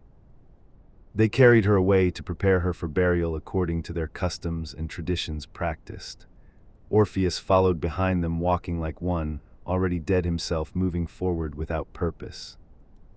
They brought her to a sacred grove where nymphs were honored when they passed from this world. They washed her body and dressed her in white robes suitable for her journey ahead. They laid her on a bier surrounded by flowers from every meadow she had loved in life. They sang songs of mourning that spoke of loss and the pain of separation from loved ones. Orpheus sat nearby and watched all of this being done with eyes that saw nothing clearly. His mind could not process what was happening or accept the reality before him displayed.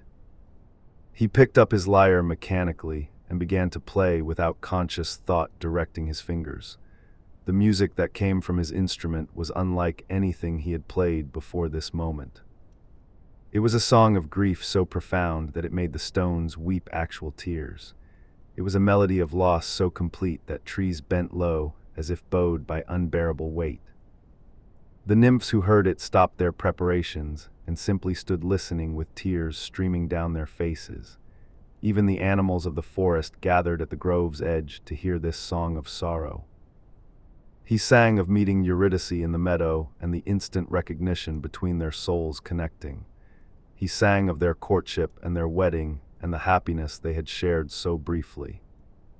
He sang of waking alone this morning and waiting for her return that would never come. He sang of finding her body cold and still in the grass where she had fallen. He sang of the future they would never have together and the children who would never be born. He sang of the emptiness that now filled the space where she had been beside him. The music went on for hours as night fell around the grove where they had gathered mourning. The stars came out above, but no one noticed their light in the darkness surrounding them. Finally, Orpheus's voice gave out, and his fingers could no longer play the strings of his lyre. The song ended, but the silence that followed was somehow worse than the grief expressed before. The nymphs completed their preparations and laid Eurydice to rest in the earth beneath a great oak tree. They marked the spot with stones and planted flowers that would bloom eternally in her memory. Orpheus stood at the grave and stared down at the earth that covered his wife's body below. He felt something break inside himself that would never heal or mend properly again. "I will find a way to bring you back to me from wherever you have gone," he said with his voice barely above a whisper. "I will descend into the underworld itself, if that is what it takes to retrieve you from death's kingdom." The nymphs looked at each other with concern at these words spoken with such conviction shown. They knew that no living person could enter the underworld and return safely from that journey. "Orpheus, you cannot go to the realm of the dead while still living yourself," the eldest nymph said with caution clear. "Hades allows no living souls to enter his kingdom below, and certainly does not release the dead back to life above." "Then I will be the first to do so successfully accomplished," Orpheus replied with determination in his tone. "I will play my music for Hades and Persephone and convince them to return my wife to me here." He turned away from the grave and walked back toward his house alone in the darkness. The nymphs watched him go with worry and sadness for what he was planning to attempt. They knew that grief had driven him to madness in his plan to retrieve Eurydice from death. They knew that he would likely die in the attempt, or worse, remain trapped below forever. But they also knew that nothing they could say would change his mind once made up. They knew that love and grief combined were more powerful than reason or caution advised. Orpheus reached his house and went inside to the empty rooms that echoed with her absence. Every corner held memories of her presence and her laughter now silenced forever. He could not bear to sleep in their bed where they had lain together only last night. He sat by the cold hearth and stared into the darkness without moving or thinking clearly.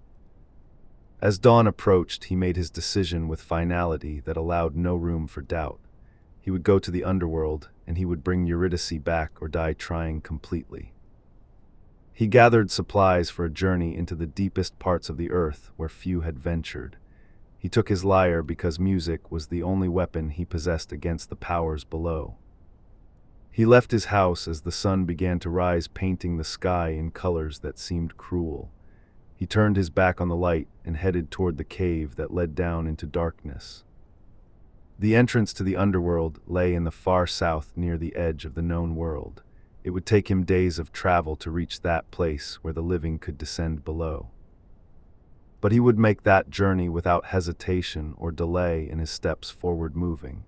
He would face whatever dangers awaited him in the depths for the chance to see her again. The gods on Olympus watched him begin this impossible quest with mixed feelings about the outcome. They admired his courage and his devotion to his lost wife taken too soon. But they also knew that the laws of death were not meant to be broken easily. They knew that Hades would not be moved by any plea or song, however beautiful played. Still, they allowed him to make the attempt because they too were moved by his grief.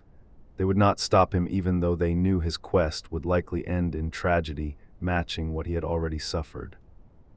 Orpheus walked south with his lyre on his back and determination in his heart burning. He would enter the realm of death, and he would challenge its king for his wife's return. He would play music that could move even stone to tears and hearts to mercy. He would remind death itself what it meant to love and to lose someone precious beyond measure. The greatest journey in all of mythology was beginning as he walked away from the light. The descent into the underworld to retrieve a lost love would become the story remembered forever.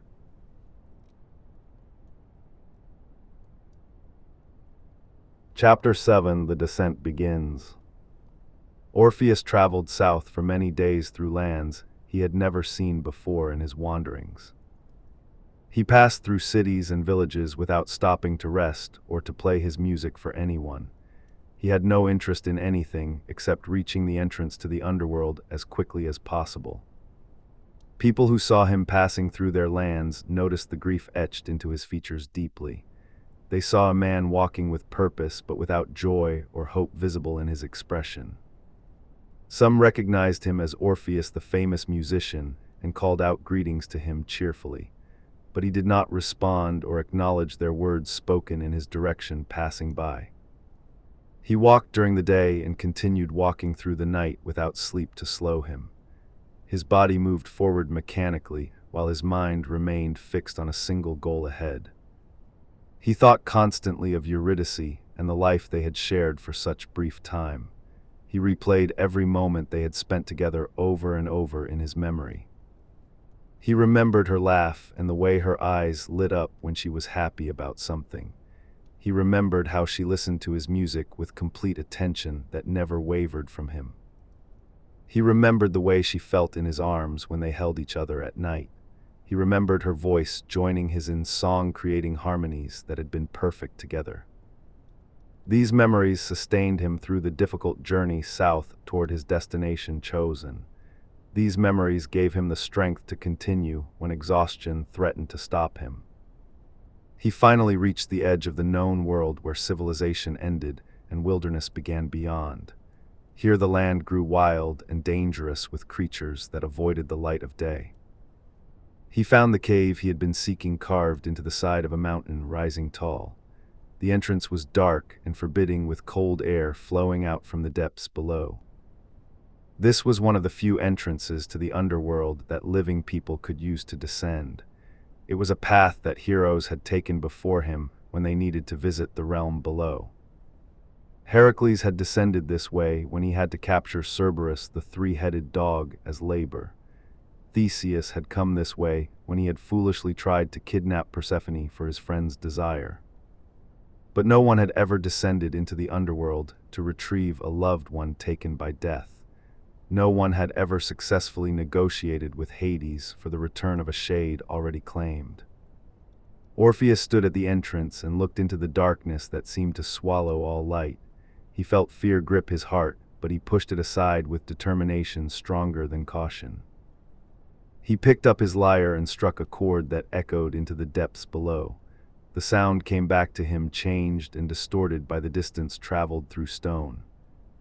He began his descent into the cave, following the path that wound downward into earth. The walls were damp and cold to his touch when he steadied himself against them. The light from the entrance faded behind him quickly as he moved deeper into the cave. Soon he walked in complete darkness with only sound to guide his steps forward. He played his lyre as he walked, creating music that filled the emptiness around him completely. The notes bounced off the walls and ceiling, creating strange harmonies from the echoes produced. The music kept him company in the darkness and also announced his presence to whatever dwelt below. He wanted everyone to know that Orpheus was coming and that his mission was one of love. The path grew steeper as he descended deeper into the earth beneath the surface. He had to move carefully to avoid slipping on the wet stone beneath his feet. Hours passed, or perhaps days, in the darkness where time had no meaning or measure. He continued downward, following the path that seemed endless in its length through stone. Finally, he saw light ahead of him, glowing pale in the distance, approaching slowly. It was not sunlight, but the strange phosphorescent glow that lit the underworld realm below. He emerged from the tunnel into a vast cavern that stretched beyond sight in all directions. This was the outer boundary of Hades' kingdom, where the dead came to await judgment. The river Styx flowed before him, dark and sluggish in its movement through the cavern. On the far shore, he could see the shadows of countless shades waiting for passage across. Charon the ferryman stood in his boat at the near shore with his pole in hand. He looked up as Orpheus approached, and his ancient eyes widened with surprise at seeing someone living. "No living soul has business in the realm of the dead here below," Charon said with his voice like grinding stones. "Turn back now while you still have the chance to return to the world above where you belong." "I seek passage across the river to speak with Lord Hades himself," Orpheus replied with respect in his voice. "I have come to petition him for the return of my wife taken too soon from life." "Hades does not grant audiences to the living who descend here uninvited to his realm," Charon said with certainty in his tone, "and he certainly does not return the dead to life once they have crossed this river flowing between worlds. I ask only for the chance to plead my case before him directly," Orpheus said with determination clear. "I will play my music for him and let him judge whether my love deserves consideration and mercy." Charon studied the living man before him with curiosity, replacing his initial hostility shown. He had ferried countless souls across this river over countless ages, but never one with such purpose. "Play your music for me first before I decide whether to grant you passage," Charon demanded with challenge in his voice. "Let me hear this gift that you believe can move even the king of the dead." Orpheus lifted his lyre and began to play a song he had composed during his journey south. It was a song about love that transcends death and separation forced upon lovers unwilling. The music flowed from his instrument with beauty that had never been heard in this place before. It spoke of light and warmth and all the things the underworld lacked in its eternal darkness. It spoke of two souls finding each other and recognizing their connection immediately upon meeting. It spoke of joy shared briefly and then torn away by cruel fate intervening suddenly.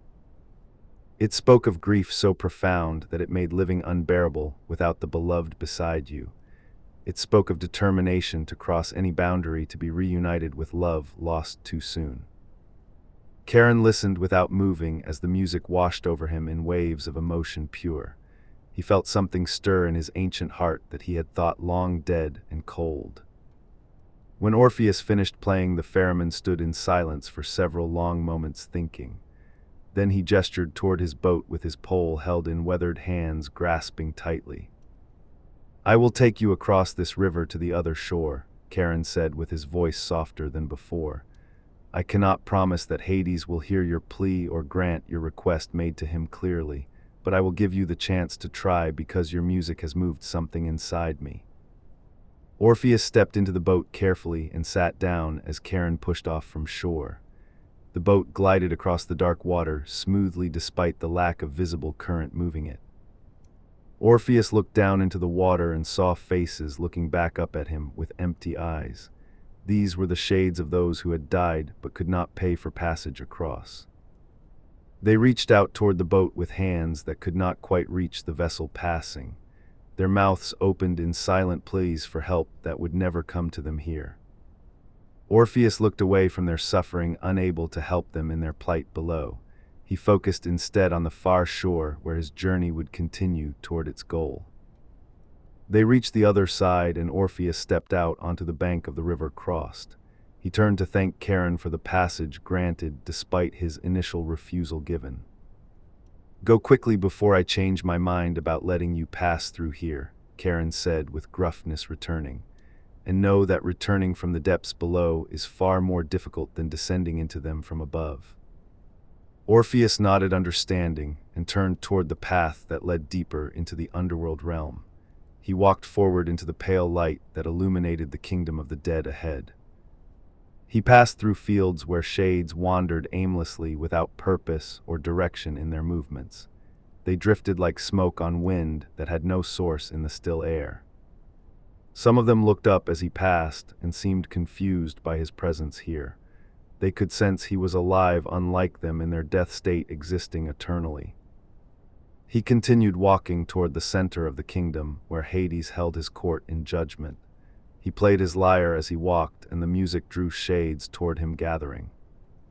They followed behind him in a growing crowd attracted by sound they had not heard since their deaths.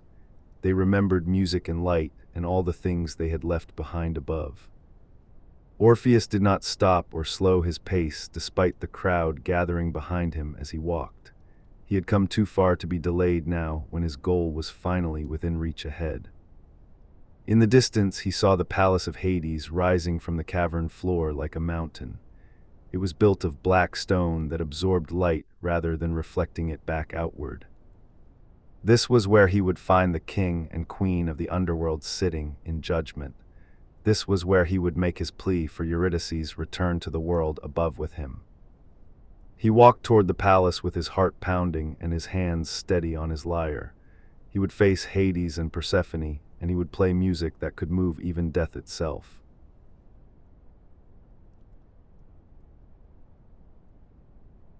Chapter 8: The Throne of Hades. Orpheus approached the palace gates that stood open before him like a mouth, waiting to swallow him whole. Guards stood on either side of the entrance, watching him approach with curiosity in their hollow eyes. They were shades of warriors who had died in battle and now served Hades in his court.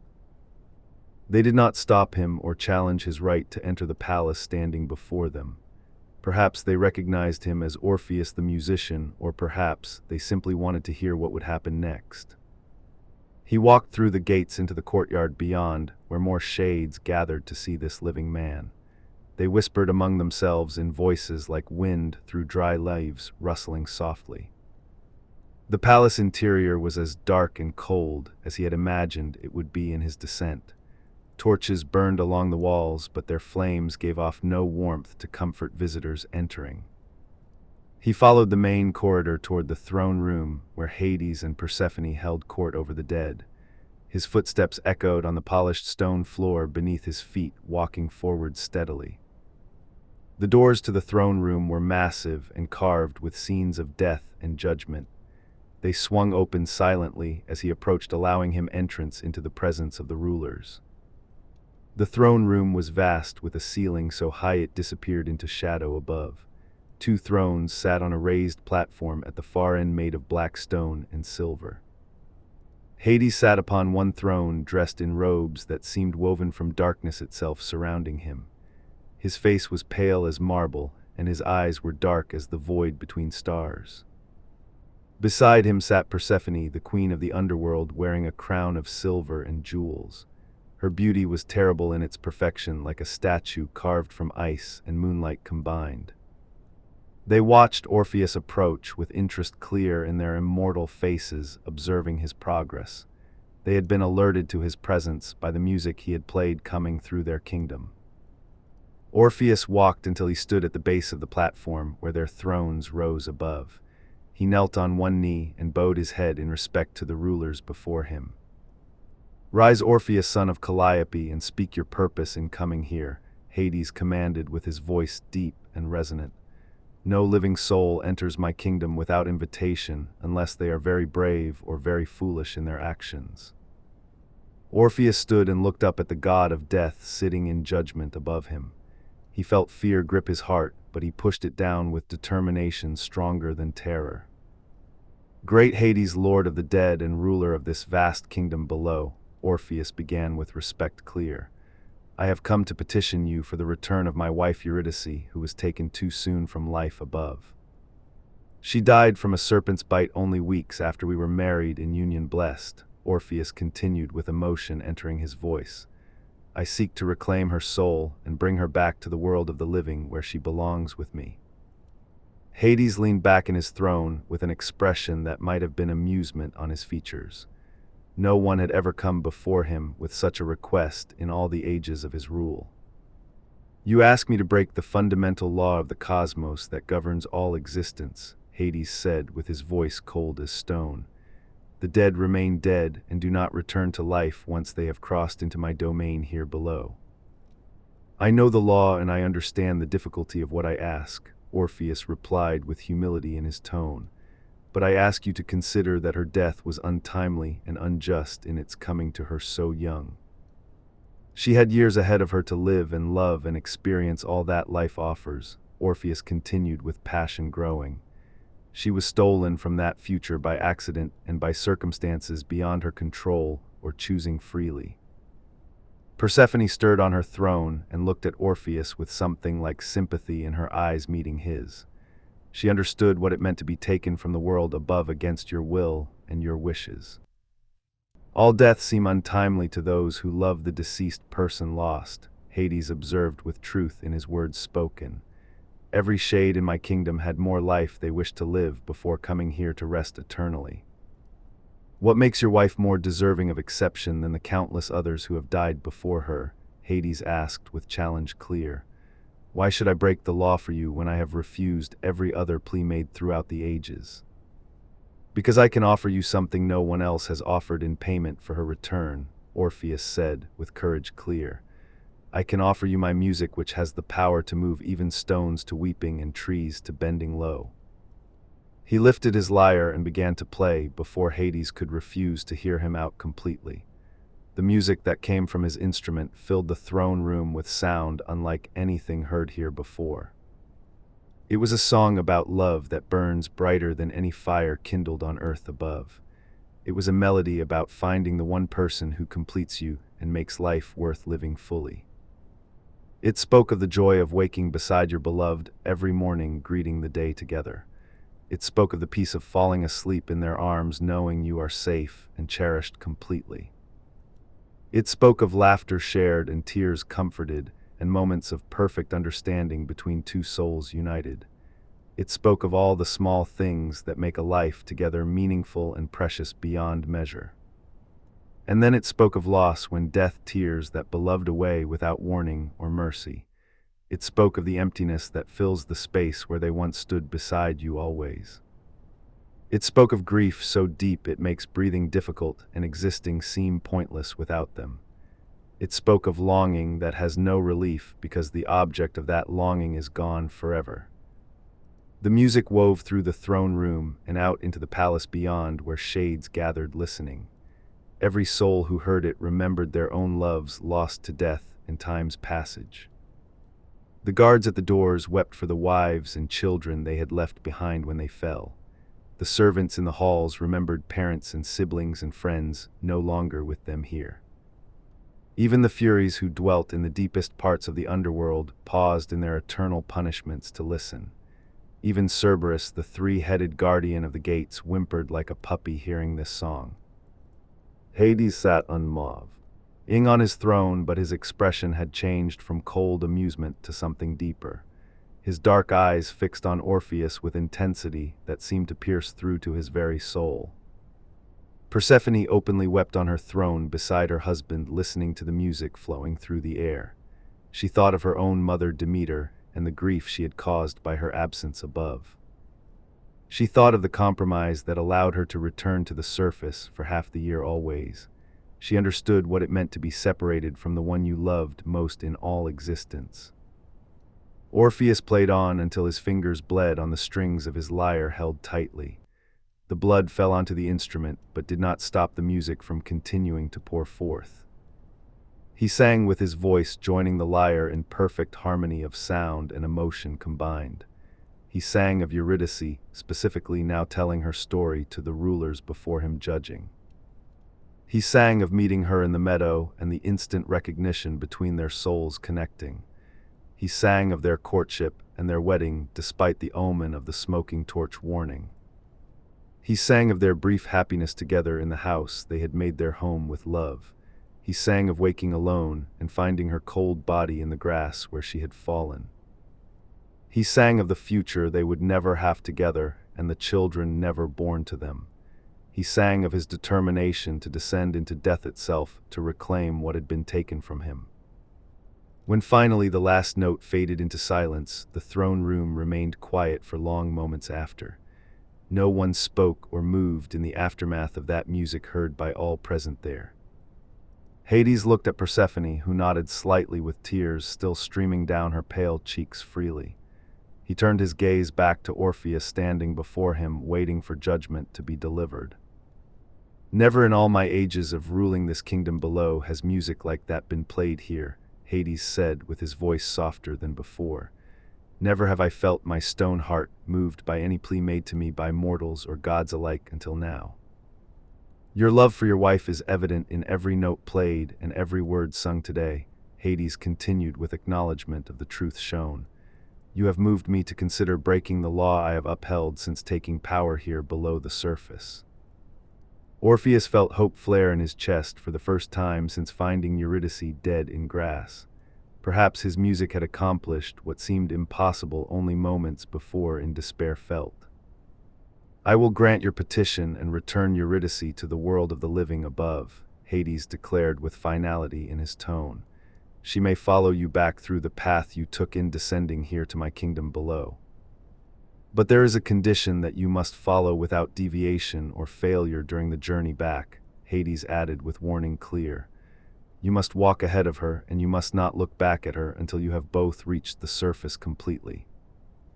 If you turn to look at her before emerging into sunlight above you, both will lose her forever, Hades continued with emphasis strong. She will be pulled back into my kingdom, and you will be expelled never to return here again in life. Do you understand and accept these terms set forth for her release to you? Hades asked with his dark eyes fixed on Orpheus's face watching. Do you swear to follow this condition exactly as stated without deviation from the path given to you both? Orpheus felt his heart leap with joy at these words, granting his petition successfully. He could barely believe that Hades had agreed to return Eurydice to him after all his efforts made. I understand and accept the conditions set forth by you completely, Orpheus said, with gratitude overwhelming his voice speaking. I swear I will not look back at her until we have both emerged into the sunlight above together. Then it is decided, and my word is given to you now, Hades proclaimed with divine authority behind his words.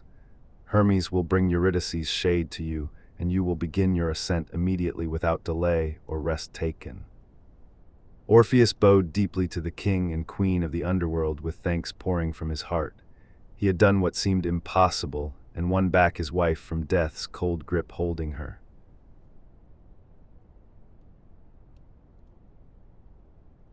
Chapter 9: The Ascent. Hermes appeared in the throne room with Eurydice's shade beside him, walking slowly forward toward Orpheus waiting. Orpheus turned and saw his wife for the first time since finding her dead in grass. She looked exactly as she had in life, with her beauty preserved in death's cold embrace. But she was translucent now, like smoke or mist given human form temporarily manifested. Her eyes held a distance in them that had not been there before in life lived. Eurydice, my love, you are here with me again, Orpheus said with joy overwhelming his voice completely. He moved toward her instinctively to embrace her, as he always had before in greeting. But Hermes stepped between them with his hand raised to prevent contact between the living and dead. His expression was serious as he explained the restrictions placed upon them both during this journey. You cannot touch her until you have both reached the surface world above, Hermes warned with firmness clear. Any contact between you during the ascent will break the agreement made with Hades, and she will be lost. And you must not turn to look at her directly until sunlight falls upon you both, Hermes continued with emphasis strong. Walk ahead and trust that she follows behind you, climbing upward toward the light awaiting you above. Orpheus nodded, understanding, though it pained him not to hold Eurydice after so long apart. He wanted to touch her and feel her presence beside him once more before they began. Eurydice reached toward him with longing clear in her translucent features, showing emotion still. But Hermes held her back with gentle but firm pressure applied to her insubstantial form there. Orpheus, I have missed you so much in the time since I died, Eurydice said with her voice faint and distant. I am so grateful that you came for me into this terrible place below the earth's surface. I would go anywhere and face any danger to bring you back to me, Orpheus replied with love evident in every word. We will walk together back to the light and resume the life that was stolen from us too soon. Then let us begin this journey now before I lose courage for what lies ahead, Eurydice said with worry in her tone. The path is long and difficult, and I am weak in this form that death has given me. Hermes gestured toward the entrance to the throne room, where the corridor led back toward the palace gates. Orpheus turned in that direction and began walking with his lyre held in his hands tightly. Behind him, he heard Eurydice's footsteps following his own pace set for them both. Her footfalls were lighter than they had been in life, barely making sound on the stone floor. They left the palace and crossed the courtyard where shades watched them pass with curiosity in their hollow eyes. They walked through the gates and onto the path that led back toward the river Styx. The journey back seemed longer than the descent had been when Orpheus walked alone in determination. Now every step felt heavy with the weight of what he might lose if he failed. He wanted desperately to turn and look at Eurydice to confirm she was still behind him following. He wanted to see her face and reassure himself that this was not a dream or cruel illusion. But he remembered Hades's warning and kept his eyes fixed forward on the path ahead of them. He walked steadily without turning his head even slightly to glance backward at her. The path wound through the fields of asphodel, where the ordinary dead wandered without purpose or direction. The shades stepped aside to let them pass with envy clear on their features showing. They were jealous of Eurydice, who had been given a chance to return to life above. They were bitter that they must remain here forever while she escaped through her husband's love and music. Orpheus heard whispers from the shades as he passed them, walking steadily forward with purpose. They spoke of his music and his bravery in descending here to challenge Hades himself. They spoke of his love for his wife that had moved even the king of death to mercy. They spoke of the condition he must follow to keep her and the difficulty of that task ahead. Orpheus tried to ignore these whispers and focus on walking forward without looking back behind him. But the voices planted seeds of doubt in his mind that began to grow with each step taken. What if Hades had tricked him and Eurydice was not really following at all behind him there? What if this was a cruel joke played by the god of death who never showed mercy to mortals?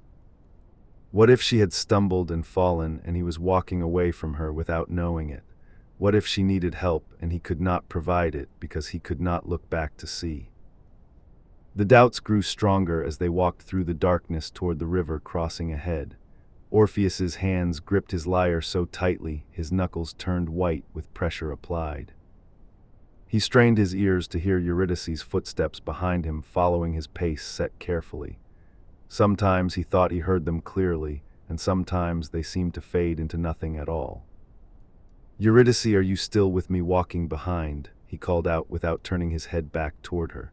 "Please speak so I know you are there and have not fallen or become lost in darkness surrounding." "I am here, my love, still following you upward," Eurydice replied with her voice faint but present to his ears. "Do not worry about me, just keep walking toward the light that awaits us both above." Her words reassured him and he walked on with renewed confidence in his heart beating faster. She was there behind him and she was following as Hades had promised she would do. They reached the river Styx where Charon waited with his boat, prepared to ferry them across the dark water. The ferryman nodded to Orpheus in recognition of their earlier meeting, remembered well. Orpheus stepped into the boat carefully and moved to the front position, facing forward as instructed. He heard Eurydice step into the boat behind him, taking her place there quietly without speaking words. Charon pushed off from the shore, and the boat glided across the water toward the far bank ahead. The journey across seemed to take forever, though it was the same distance as before traveled. Orpheus sat rigidly facing forward with every muscle tense from the effort of not turning around. He could feel Eurydice's presence behind him, but could not see her to confirm it visually. They reached the far shore and Orpheus stepped out onto the bank with relief flooding through him completely. One obstacle overcome and one step closer to the surface world where they would be safe. He heard Eurydice step out behind him, and her footsteps resumed following his own pace set forward. They walked toward the tunnel that would lead them back up through the earth to daylight. The tunnel was dark and narrow, with walls that pressed in from both sides, oppressively confining them. Orpheus walked carefully, feeling his way forward, with hands outstretched before him in the blackness. Behind him, Eurydice followed with her own hands, touching the walls for guidance through the darkness. Her breathing came in short gasps as she struggled with the difficult climb upward against gravity. The path grew steeper as they climbed higher toward the surface world, approaching slowly. Orpheus's legs burned from the effort of climbing without rest or pause in his movement.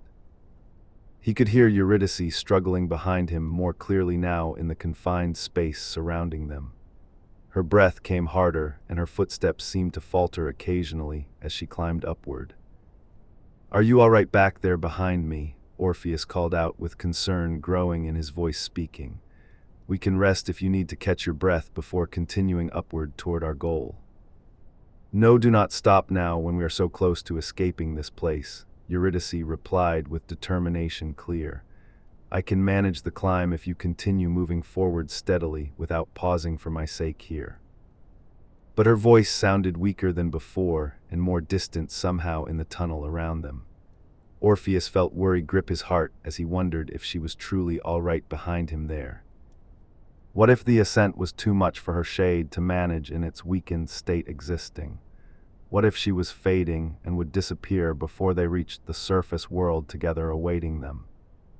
The doubts returned stronger than before, flooding his mind with fears and questions unanswered clearly. He wanted so badly to turn and look at her to see if she was truly there. He wanted to check if she was struggling too much to continue without help from him. He wanted to carry her if necessary to ensure they both reached safety above waiting. But he could not turn without breaking the conditions set by Hades upon their release granted. He could only walk forward and trust that she followed behind him as promised by the god. The tunnel began to grow lighter as they climbed higher toward the entrance ahead of them. Orpheus could see pale light filtering down from above where the cave mouth opened to sky. His heart leaped with joy at the sight of that light growing stronger with each step upward. They were almost there, and soon they would be in sunlight together once more reunited. Behind him, Eurydice's footsteps seemed to slow as the light grew brighter around them both. He heard her stumble and gasp as if the light itself was painful to her shade's eyes. "Orpheus, the light burns my eyes so much after the darkness below," Eurydice said with pain in her voice clearly. "I cannot see properly in this brightness growing around us as we climb higher toward the surface." "We are almost there, my love, just a few more steps upward," Orpheus encouraged without turning back toward her following. "Hold on and trust me to guide you safely to the surface world above awaiting us." He could see the entrance now clearly ahead of him, bathed in golden sunlight streaming down beautifully. Just a few more steps, and they would cross the threshold into the world of the living once more. But behind him, Eurydice's footsteps had stopped completely in the tunnel behind him climbing. He heard nothing but silence where her movement should have been continuing upward with him. Panic seized his heart as he realized something was wrong with her back there in darkness. She had stopped moving, and he did not know why or what had happened to her shade. The entrance was right there before him, only steps away from where he stood frozen now. Sunlight streamed down invitingly, calling him forward into its warmth and safety offered freely. But Eurydice was not moving behind him, and he did not know if she was still there. Had she fallen or faded or given up on the difficult climb toward light above? "Eurydice, please answer me and tell me you are still there," Orpheus called desperately without turning back yet. "Please speak so I know you have not vanished or fallen behind me in the tunnel's darkness." No answer came back to him from the shadows behind where he stood waiting anxiously. Only silence filled the space where her voice should have been responding to his plea spoken.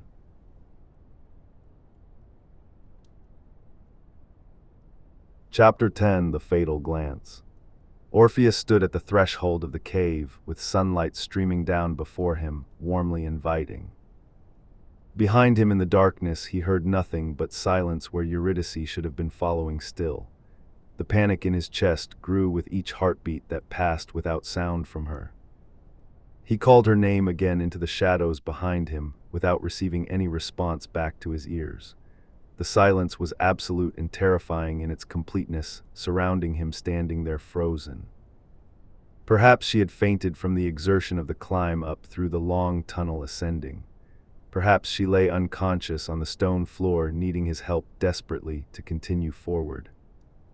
Perhaps she had been pulled back by some force he did not understand working against them. Perhaps Hades had changed his mind, and decided to keep her after all despite his promise. Or perhaps she had never been there at all, and this was cruel deception played upon him. Perhaps his grief had made him hear footsteps that were only echoes of his own steps. These thoughts raced through his mind faster than he could process them all clearly and rationally. His heart pounded, and his breath came in short gasps as fear overwhelmed his senses completely.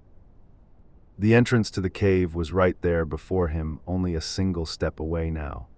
If he walked forward into that sunlight, he would have fulfilled the conditions set by Hades perfectly. But what good was reaching the surface if Eurydice was not with him any more behind? What was the point of surviving this journey if she remained trapped in darkness below forever? He could not leave her behind without knowing what had happened to stop her progress upward. He could not abandon her without attempting to help if she needed him desperately now. He made his decision in that moment without thinking of the consequences that would follow after. He turned around to look back into the tunnel where Eurydice should have been following him. In that instant of turning his head backward to see what was there behind him, time seemed to slow to a crawl around them both standing in the tunnel together finally. He saw Eurydice standing in the shadows just a few steps behind him as she had been all along. She was reaching toward him with her hand extended and her expression filled with love for him clearly. But even as he looked at her with relief flooding through him at seeing her there, something terrible began to happen before his eyes, watching helplessly, now unable to stop it. Her form began to fade like mist burning away in morning sunlight touching it with warmth. She became more translucent with each instant that passed as he watched, unable to look away now. "Orpheus, why did you turn to look at me?" Eurydice said with her voice fading along with her form. "We were so close to reaching the surface world together as we had hoped and planned during the climb. I heard nothing behind me, and I feared you had fallen or been taken back," Orpheus said with anguish in his voice. "I could not leave without knowing you were safe and still with me on this journey upward. Your love made you turn, but your turning has doomed us both to separation again," Eurydice replied with sadness clear. "Now I must return to the underworld below, and you must continue alone without me beside you always." She was fading faster now, becoming nothing more than a shadow of her former presence there.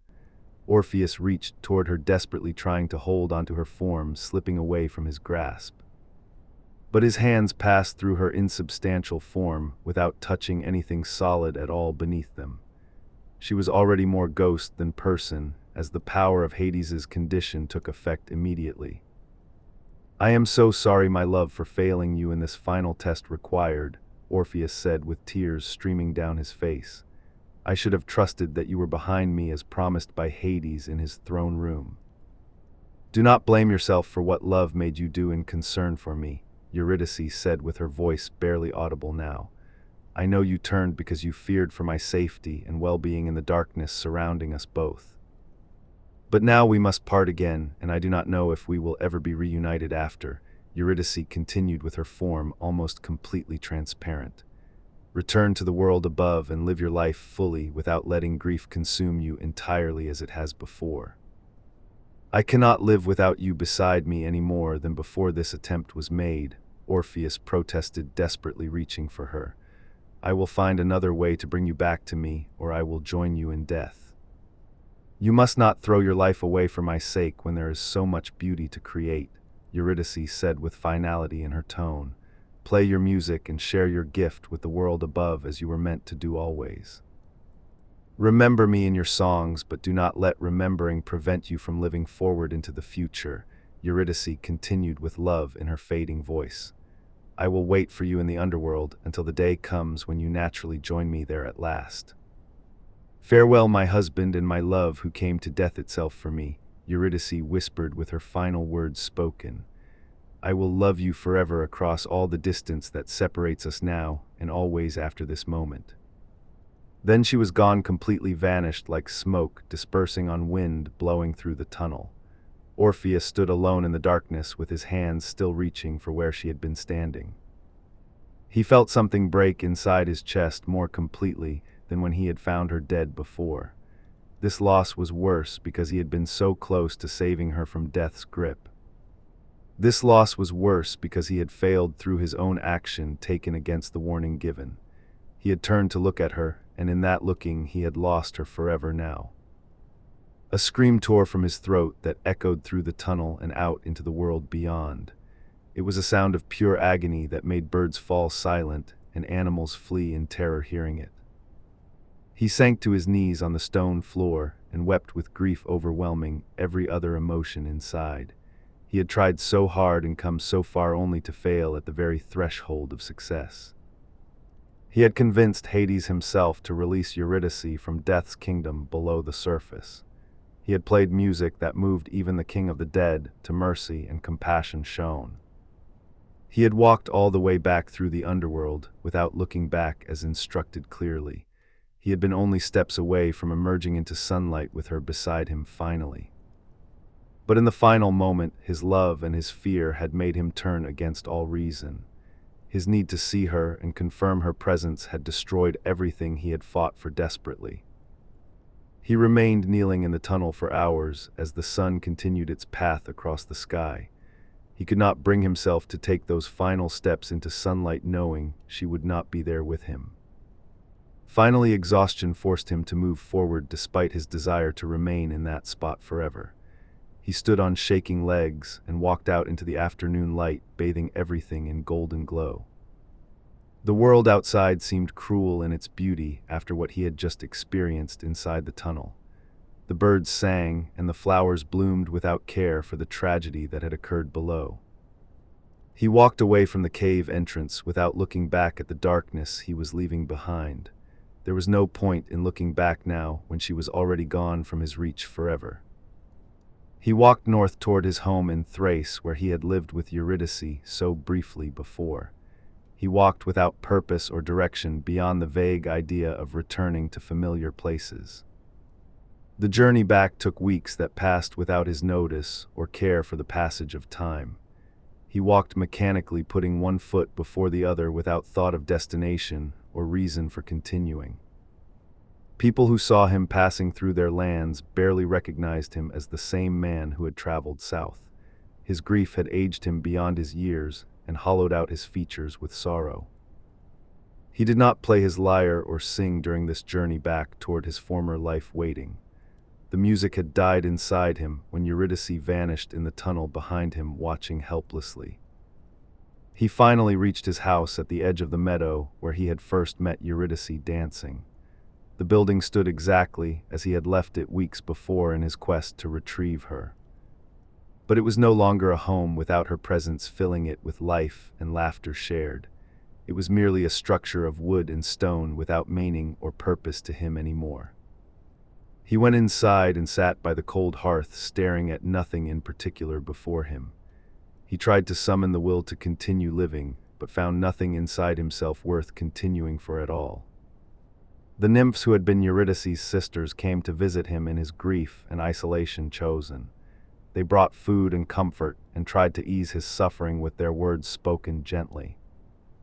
But Orpheus barely acknowledged their presence or their efforts made on his behalf kindly. He sat in silence and stared at the walls without responding to anything said to him directly. Days passed and turned into weeks without change in his condition of despair absolute and total. He did not eat or sleep or care for himself in any way that suggested life continuing.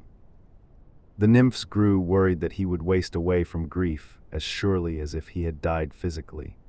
They sent word to the gods on Olympus asking for intervention to help him survive this loss. Apollo appeared to his son in spirit, if not in flesh and blood, connecting them together. He looked at Orpheus with pity and sorrow for what his protege had endured in his love for Eurydice. "You must find a way to continue living despite this terrible loss you have suffered twice," Apollo said with compassion clear. "You must honor Eurydice's memory by using the gift I gave you to create beauty in the world still." "My gift means nothing without her here to share it with me," Orpheus replied with his voice empty of emotion. "The music died when she vanished, and I cannot bring it back to life again within myself. The music is part of you and cannot die as long as you live and breathe," Apollo argued with conviction strong. You must find a way to sing again, even if the songs are filled with sorrow and loss expressed clearly. But Orpheus turned away from the god and refused to listen to his words of encouragement offered. He wanted to die and join Eurydice in the underworld, where she waited for him eternally. Apollo left him with sadness in his divine heart for the suffering his son experienced so deeply. He could not force Orpheus to choose life when death seemed preferable to the pain of continued existence.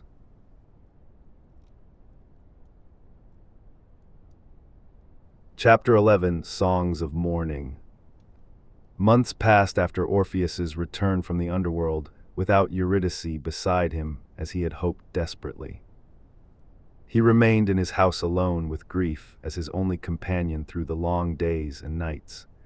The seasons changed around him, but he barely noticed the world transforming outside his walls. The nymphs continued to visit him, bringing food that he rarely ate and company that he barely acknowledged. They worried he would waste away to nothing if he continued refusing to care for himself properly. One day the eldest of the nymphs came to him with determination clear in her features set firmly. She sat down beside him at the cold hearth and spoke with authority that demanded his attention finally. "Orpheus, you cannot continue like this, indefinitely living in grief and isolation chosen," she said with firmness in her tone. "Eurydice would not want you to destroy yourself over her loss suffered by both of you equally." "You speak as if you knew what she would want when you barely knew her," Orpheus replied with bitterness in his voice. "You did not see her vanish in my arms because I failed to follow a simple condition given clearly. We knew her well enough to know she loved you more than anything in existence," the nymph responded with conviction strong. "And we know that love would want you to live and honor her memory through the gift you possess." "My gift is meaningless without her presence here to give it purpose and direction forward," Orpheus said, with emptiness evident. "The music was for her, and now that she is gone, it has no reason to exist anymore." "The music was always yours before you met her, and it remains yours now," the nymph argued with patience clear. "She enhanced it certainly, but she did not create it within you from nothing at the beginning. Play your lyre again and sing the songs that express what you feel inside," the nymph urged with gentleness now. "Let the grief out through your music instead of holding it inside where it poisons your soul slowly." Orpheus looked at his lyre sitting untouched in the corner where he had placed it upon returning home. He had not picked it up since emerging from the cave entrance that terrible day remembered. Something in the nymph's words reached past the grief that had consumed him these long months passing. Perhaps she was right that the music could help express what words could not convey adequately. He stood slowly and walked to where the lyre rested against the wall, waiting for him.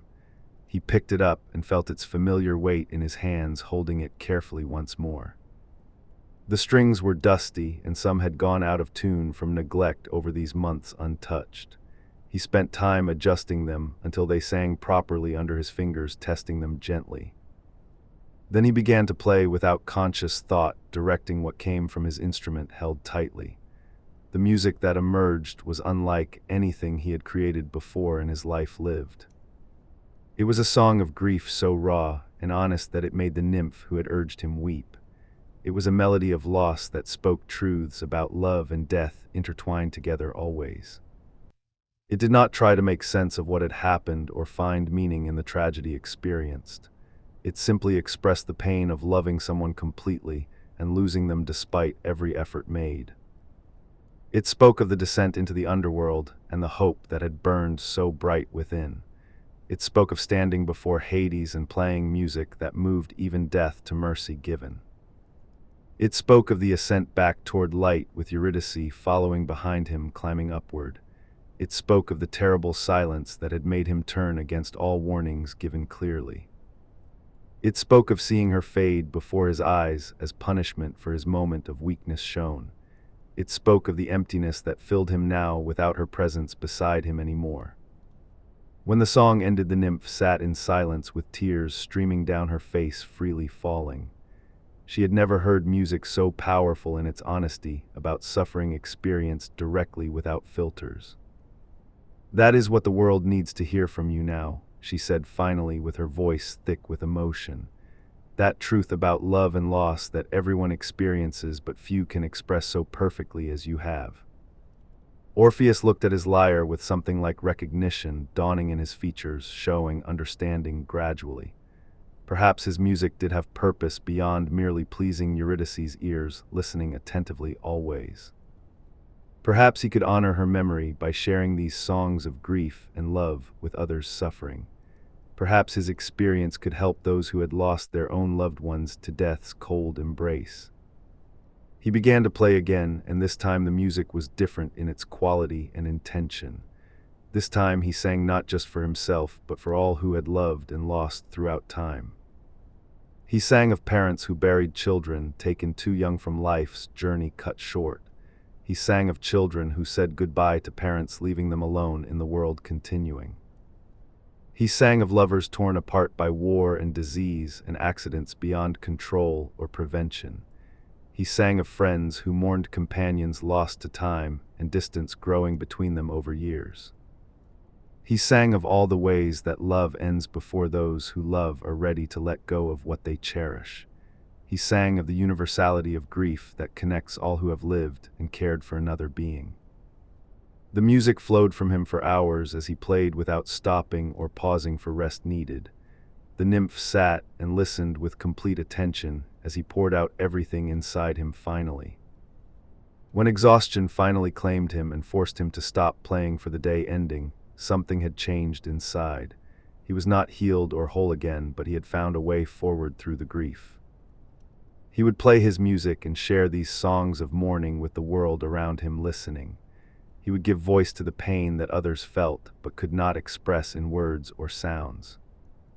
Over the following weeks, Orpheus began to venture out from his house into the world beyond its walls. He walked through the forests and meadows playing his lyre for whoever wished to hear his music. People came from distant lands when they heard that Orpheus was playing again after his long silence. They gathered in fields and groves to listen to his songs of love and loss expressed openly. They wept as they listened because his music gave voice to their own griefs carried inside silently. They found comfort in knowing that others shared their pain and understood their suffering experienced. Orpheus became known not just as a musician, but as someone who understood the depths of human sorrow. His music transcended mere entertainment and became something sacred in its honesty about life's hardships faced. But he sang only songs of mourning now, about death and separation from loved ones lost. He never sang the joyful songs about love and happiness that he had created before meeting Eurydice. He refused any comfort offered by women who admired him and wanted to ease his loneliness felt. He remained faithful to Eurydice's memory even though she was gone from the world above forever. This faithfulness angered some who thought he was wasting his life in devotion to the dead departed. They thought he should move forward and find new love to replace what he had lost before. But Orpheus would not consider such a possibility even when pressed by those who cared for him. He had loved once with all his heart and soul combined, and that was enough for his lifetime. He would wait until death claimed him naturally, and he could join Eurydice in the underworld below. Until that day came, he would honor her memory through his music played for all who listened. Years passed in this fashion, with Orpheus wandering the lands of Greece, playing his sorrowful music always. He aged, but did not seem to care about his physical deterioration, happening slowly over time. He withdrew from society, more and more preferring solitude to company that reminded him of what he had lost. He spent his days in wild places away from people and their expectations of him. He spoke to the trees and the stones and the streams that could not judge him for his choices. He played his lyre for the birds and the animals who appreciated beauty without demanding anything in return. The gods watched his slow decline with sadness, but did not interfere with his chosen path forward. They understood that some losses were too great to fully recover from in a single lifetime lived. Apollo visited him occasionally and tried to offer comfort or guidance toward better life choices made, but Orpheus gently refused his divine father's attempts to help him heal from grief carried. "I do not want to heal from this grief completely," Orpheus explained to Apollo with honesty absolute. "This grief is all I have left of her to hold onto in the world without her physical presence here. If I let go of the pain, then I let go of her memory as well," Orpheus continued with conviction clear. "I would rather live in sorrow with her in my heart than find happiness that requires forgetting what we shared." Apollo could not argue against such devotion, even though he saw it destroying his son slowly. He left Orpheus to his chosen path and hoped that time would eventually soften the sharp edges of grief. But time did not heal this wound as it healed others less profound in their depths reached. Orpheus's grief remained as fresh as the day he had lost Eurydice twice over in the Underworld. He became a figure of legend among the people who heard his music and his story told. They spoke of him as the greatest lover who ever lived for his devotion beyond death itself. They told stories of his descent into the Underworld and his near success in retrieving his wife from death. They spoke of the tragic moment when he turned to look at her and lost her forever. Young lovers swore oaths in his name to be faithful unto death and beyond separation's cruelty. His story became a testament to the power of love that transcended all boundaries set by gods or nature. But Orpheus himself cared nothing for fame or legend building around his name and story. He cared only for the memory of Eurydice and the hope of eventually joining her below the earth. He continued his solitary existence, wandering the wild places and playing his sorrowful music always. He waited for death to claim him and reunite him with the woman he had loved and lost.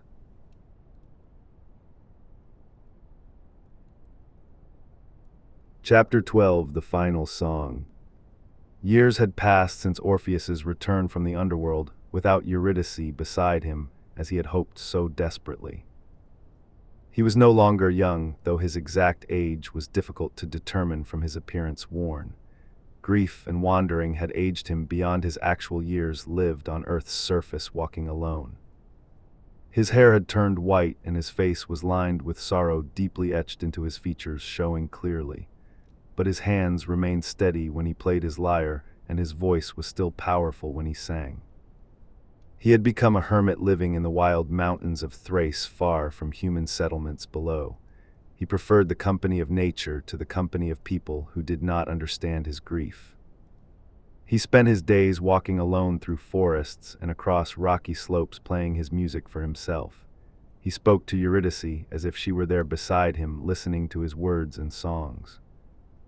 The women of Thrace had grown resentful of Orpheus over the years of his rejection of their advances. They had offered themselves to him countless times, seeking to ease his loneliness and to win his favor. But he had refused them all with courtesy but firmness in his voice, making his position clear. He belonged to Eurydice alone even in death, and would never take another woman as wife or lover. This rejection angered many of the women who saw it as an insult to their beauty and desirability. They thought he was foolish to remain faithful to a ghost who could never return his love physically. Among the most insulted were the Maenads who followed the god Dionysus in his wild celebrations held. These women were known for their frenzied dancing and their devotion to ecstatic experiences sought deliberately. They encountered Orpheus one spring day as they roamed the mountains in their revelry, ongoing without end.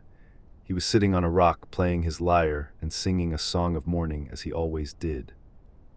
The Maenads stopped their dancing when they heard his music floating toward them on the wind blowing. At first they listened with appreciation for the beauty of his playing and singing combined together.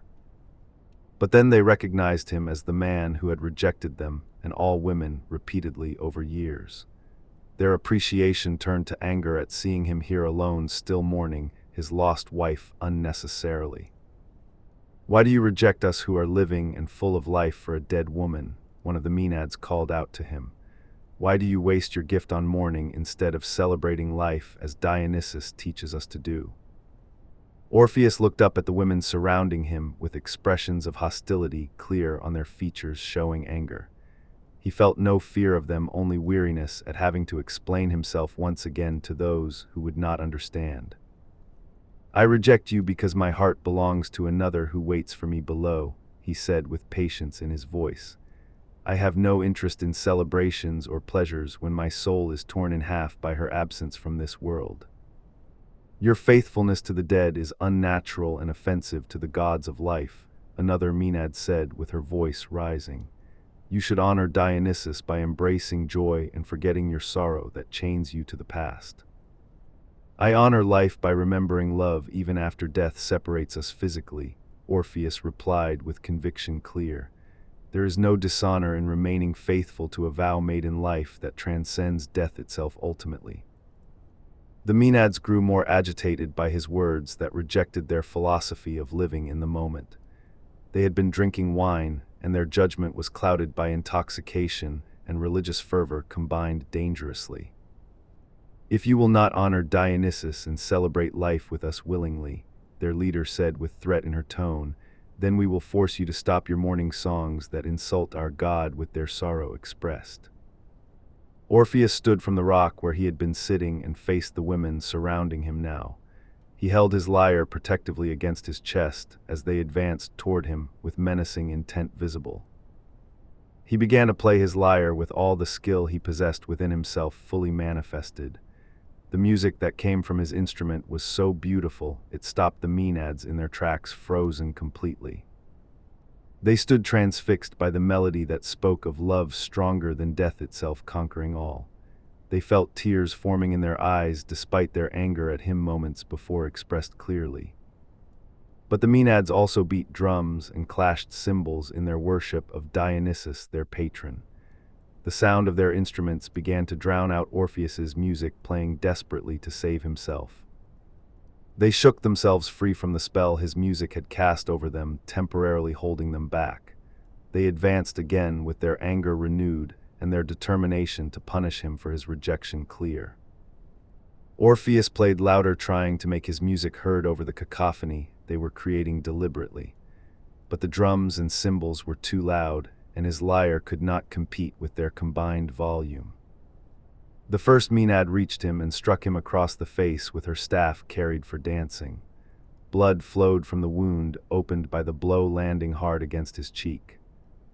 He stumbled backward but continued playing his lyre with desperate determination to survive this attack unexpected. The music faltered but did not stop completely as he struggled to maintain his composure. More Maenads joined the attack, striking him with their staffs and their bare hands raised in violence. They tore at his clothing and pulled at his hair with fury unleashed without restraint or mercy shown. Orpheus fell to the ground under their assault, but still he tried to play his lyre clutched tightly. Even as they kicked and struck him repeatedly, he continued making music with his last strength remaining. The lyre was torn from his hands and smashed against the rocks nearby, breaking into pieces scattered. Without his instrument, he had no defense against their violence continuing without end in sight. The Maenads tore him apart with their bare hands in their frenzy of rage and madness unleashed fully. They scattered his remains across the mountainside without remorse or regret for what they had done in anger. His head was severed from his body and thrown into the river flowing nearby through the valley below. It floated downstream, still singing even in death, with his voice carrying across the water flowing. His lyre followed his head into the river, drifting alongside the remains of its master who had played it. Both floated together down toward the sea, where they would eventually come to rest on distant shores. The muses who had loved Orpheus as one of their own came to collect his scattered remains found. They wept for the loss of the greatest musician who had ever walked the earth in mortal form. They gathered what pieces they could find of his body torn apart by violence senseless and cruel. They buried him near the meadow where he had first met Eurydice, dancing and flowers blooming bright. They marked his grave with stones carved with musical notes and verses of his greatest songs created. They planted flowers that would bloom eternally in his memory and in honor of his devotion to love. Apollo punished the Maenads who had killed his son in spirit, if not in flesh directly. He transformed them into oak trees rooted in the spot where they had committed their crime against beauty. Dionysus was shamed by the actions of his followers done in his name without his approval given. He decreed that no Maenad would ever again harm a musician playing their art in sacred devotion. But these punishments could not bring Orpheus back to the world of the living, where he had wandered so long. He was gone from the surface, forever joining those he had sung for throughout the years. His shade descended into the underworld for the final time without return to life above possible. He walked the familiar paths he had taken before when seeking to retrieve Eurydice from death's grip. He crossed the river Styx again, with Charon nodding recognition of his passage, allowed without payment. He walked through the fields of asphodel, where the ordinary dead wandered without purpose or direction. He came finally to the palace of Hades, where he had played music that moved death itself.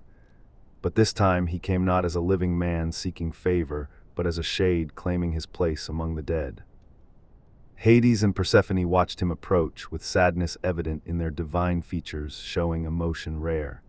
They had followed his story after he had left their realm years before in grief profound.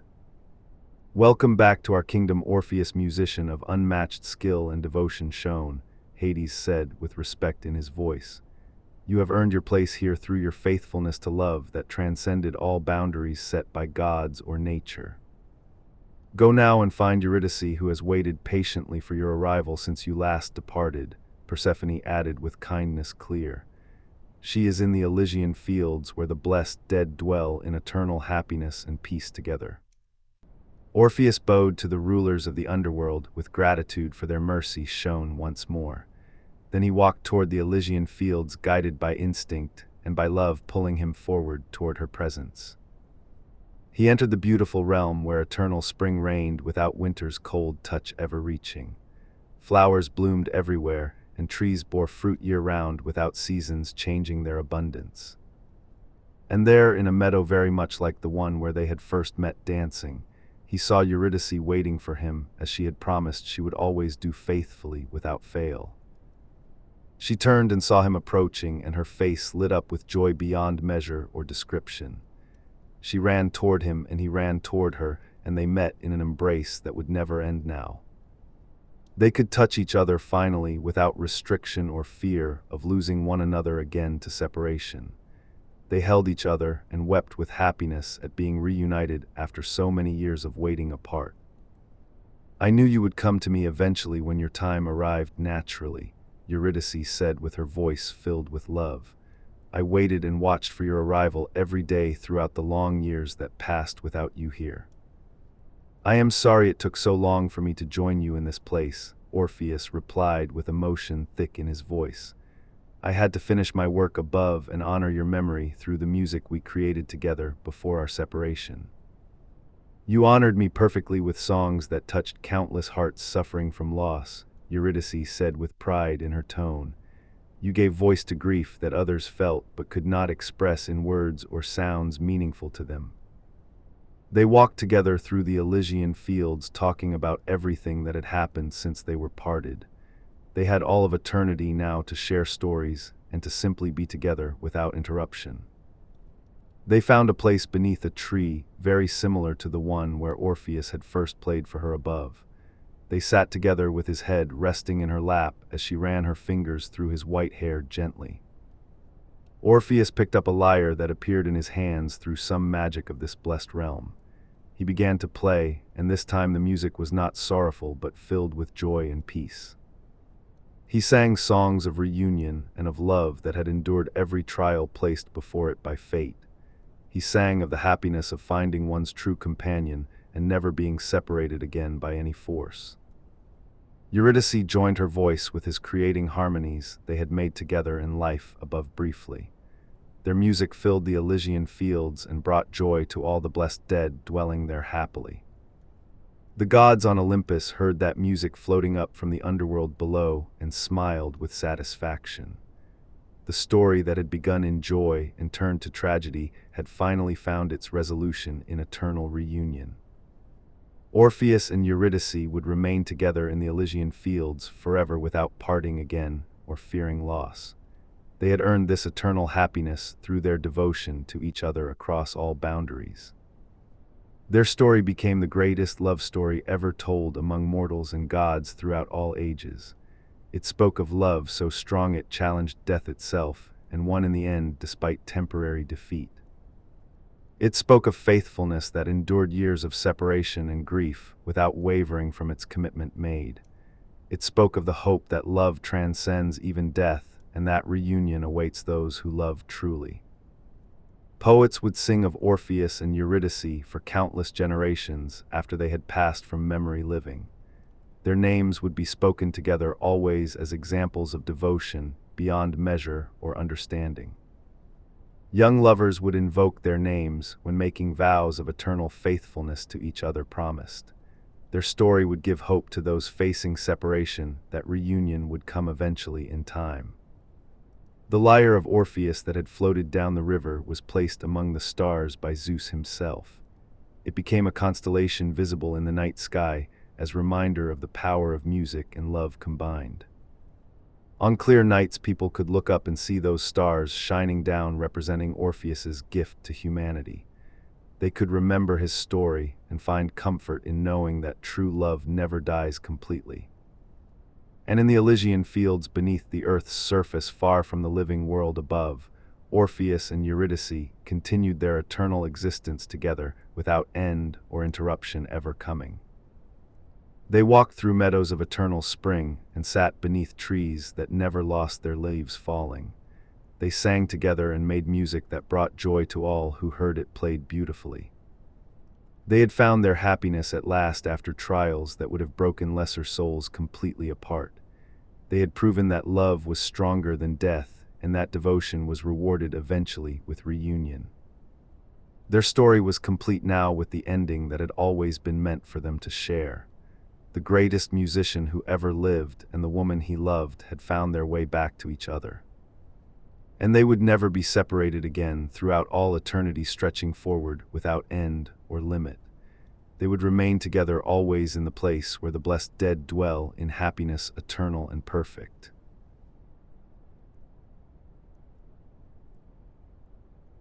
And this is where the story ends for now. Thank you for watching or listening. We hope you enjoyed this video about Orpheus and Eurydice. Subscribe and leave us a comment if you want, and see you in the next video.